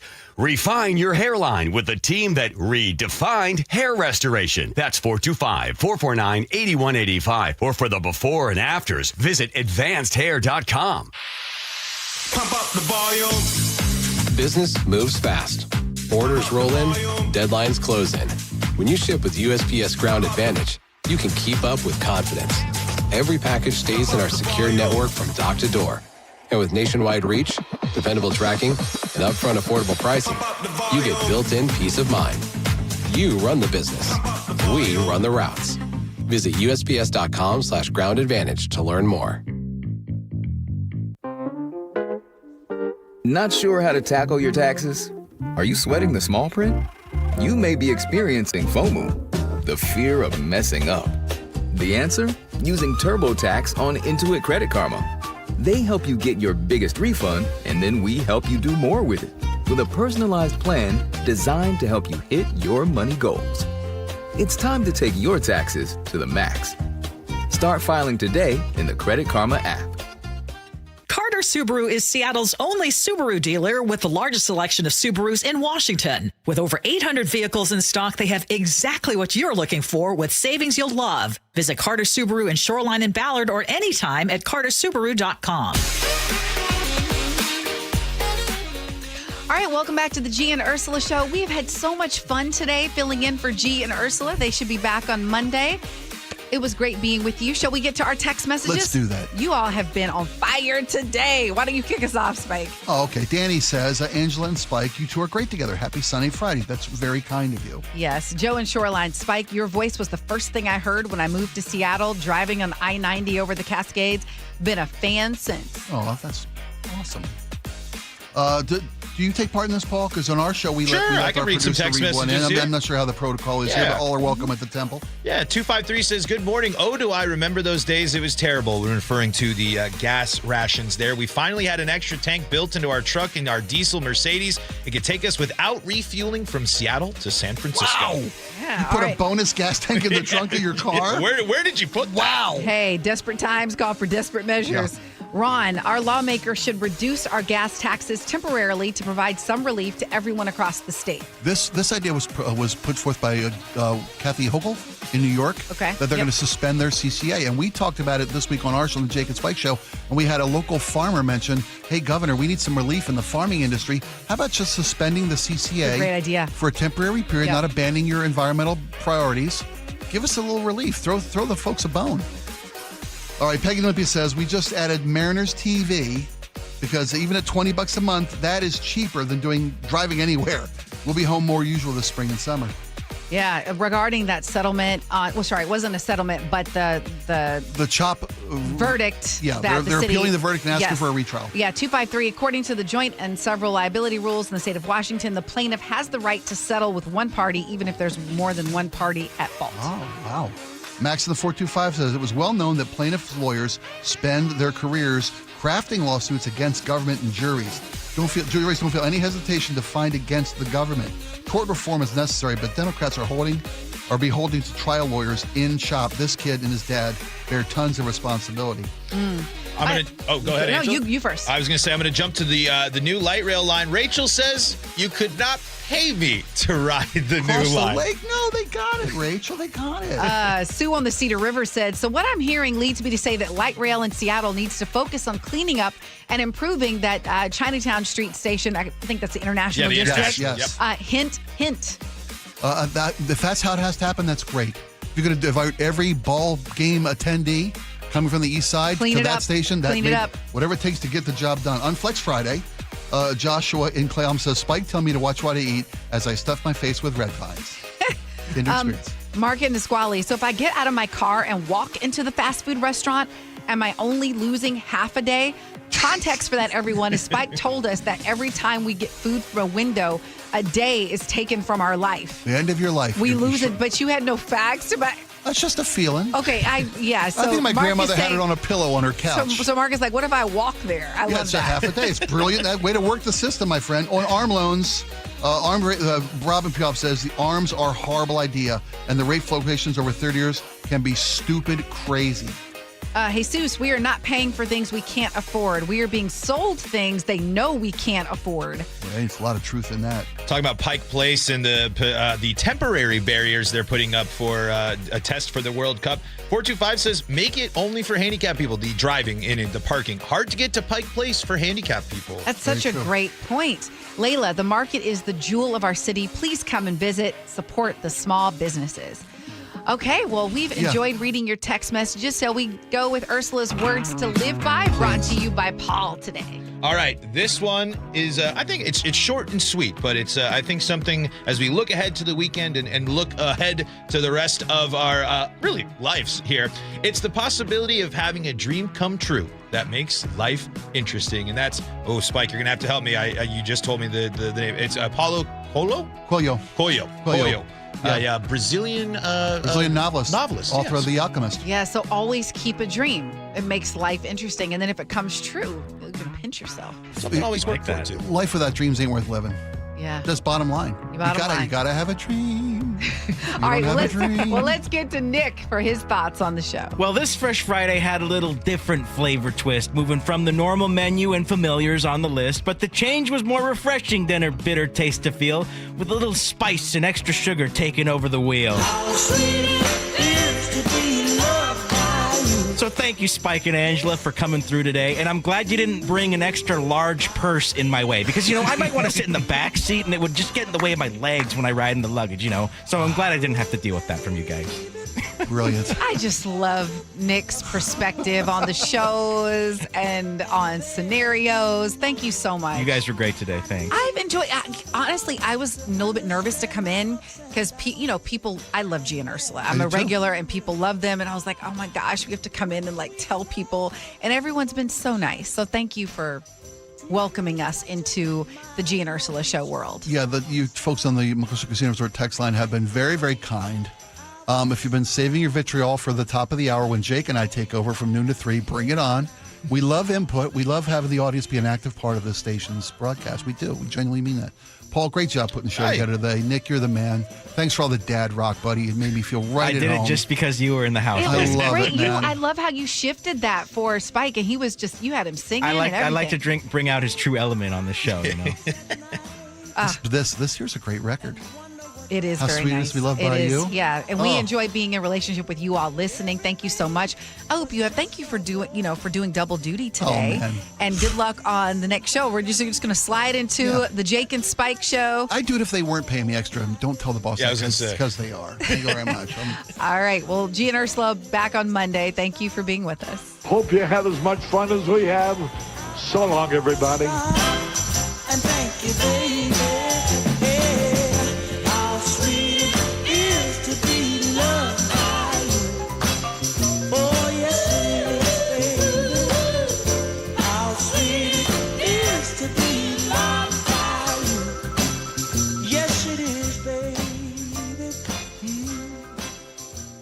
The NBA takes its biggest step yet to bringing the Sonics back to Seattle. The NBA Board of Governors has officially greenlit a deeper look at expansion to Seattle. KIRO Newsradio's Luke Ducey has been following this. Amanda, what a huge story for the city. Speculation is that it's going to be 28-29 that season. Stay plugged into the very latest at mynorthwest.com. I'm super excited for the jobs, the restaurants. And KIRO News Radio 97.3 FM. We are on a magic carpet ride. Hi, Sarah here with Safeway. We're proud to partner with Champions of Change co-founder Doug Baldwin to help nourish Washington students through the Nourishing Champions program. Thanks, Sarah. And here's the reality. Every day, students across our state are staying after school for extracurriculars on empty stomachs, and some of them don't know where their next meal will come from. Food insecurity is reaching crisis levels, and the impact on our youth will extend far beyond this moment. The good news is that there's an answer in the federally funded after-school meals programs. But right now, Washington schools' participation is very low, reaching only 2% of the students who qualify. That's where Nourishing Champions comes in. We're offering grants that not only fund food, but also resource and training support for the schools to offer an after-school meal program for years to come. Our goal is to reach 10,000 more students in the first year of these grants and then grow from there. School staff can learn more and apply today at championsofchangefoundation.org and navigating to the Nourishing Champions tab. That's championsofchangefoundation.org and click on the Nourishing Champions tab. For years, I've been telling you how much we care for our hens and the land here at Wilcox Farms. But don't just take my word for it. Our family's commitment is backed by trusted third-party certifications. Hartley Wilcox here. Wilcox eggs are USDA organic, meaning no synthetic pesticides or GMOs. We're certified humane, ensuring our hens live with dignity and space to roam. We're salmon safe, protecting Northwest waterways, and recognized for sustainable farming practices. These aren't just labels. They're proof that every one of our eggs comes from a farm that values animal welfare, environmental stewardship, and your family's health. So next time you're at the store, look for Wilcox Family Farms eggs. They're not only delicious, they're certifiably humane and organic. raised with care you can trust. Learn more at WilcoxFamilyFarms.com because doing the right thing isn't just our promise, it's our principle. Wilcox Family Farms eggs, locally fresh since 1909. Good afternoon, I'm Aaron Granillo. Your best source for local news. Newly released police video shows the arrest of a 17-year-old. KIRO Newsradio. It's difficult to trust someone with your loved one's care. Aegis Living earns your trust every single day. Voted best senior living in Western Washington and ranked #1 senior living community in all of America by Seniorly. Aegis sets the standard for luxury assisted living and award-winning memory care. Resort-style comfort with state-of-the-art AI fall prevention, a staff who loves what they do, and your loved ones. Schedule a tour today at aegisliving.com/KIRO. That's AEGIS living.com/KIRO and get a special take-home gift. Aegis Living. This must be the place. File now with TurboTax on Intuit Credit Karma. They'll find every credit and deduction or your money back. File today the easy way in the Credit Karma app. The Jake and Spike Show. I check it late at night when my wife's not looking. Weekdays noon to 3. My favorite thing on my phone, which is my weather app. First thing. Yeah, absolutely. On KIRO News Radio on 97.3 FM and the KIRO Newsradio app. Jen, I didn't know you shopped here. Hey, I'm hunting for something fresh for spring. Oh, girl, skip them all. Jewelry Television has the best spring looks right now. JTV, way ahead of you. Just hit up JTV.com yesterday, scored the cutest clover earrings, 2 tennis bracelets, and this gorgeous pearl ring. Right now, new customers get $20 off any purchase of $99 or more at JTV.com. Oh, and gold hoops and this turquoise bracelet. Just a couple things, huh? Maybe more than a couple.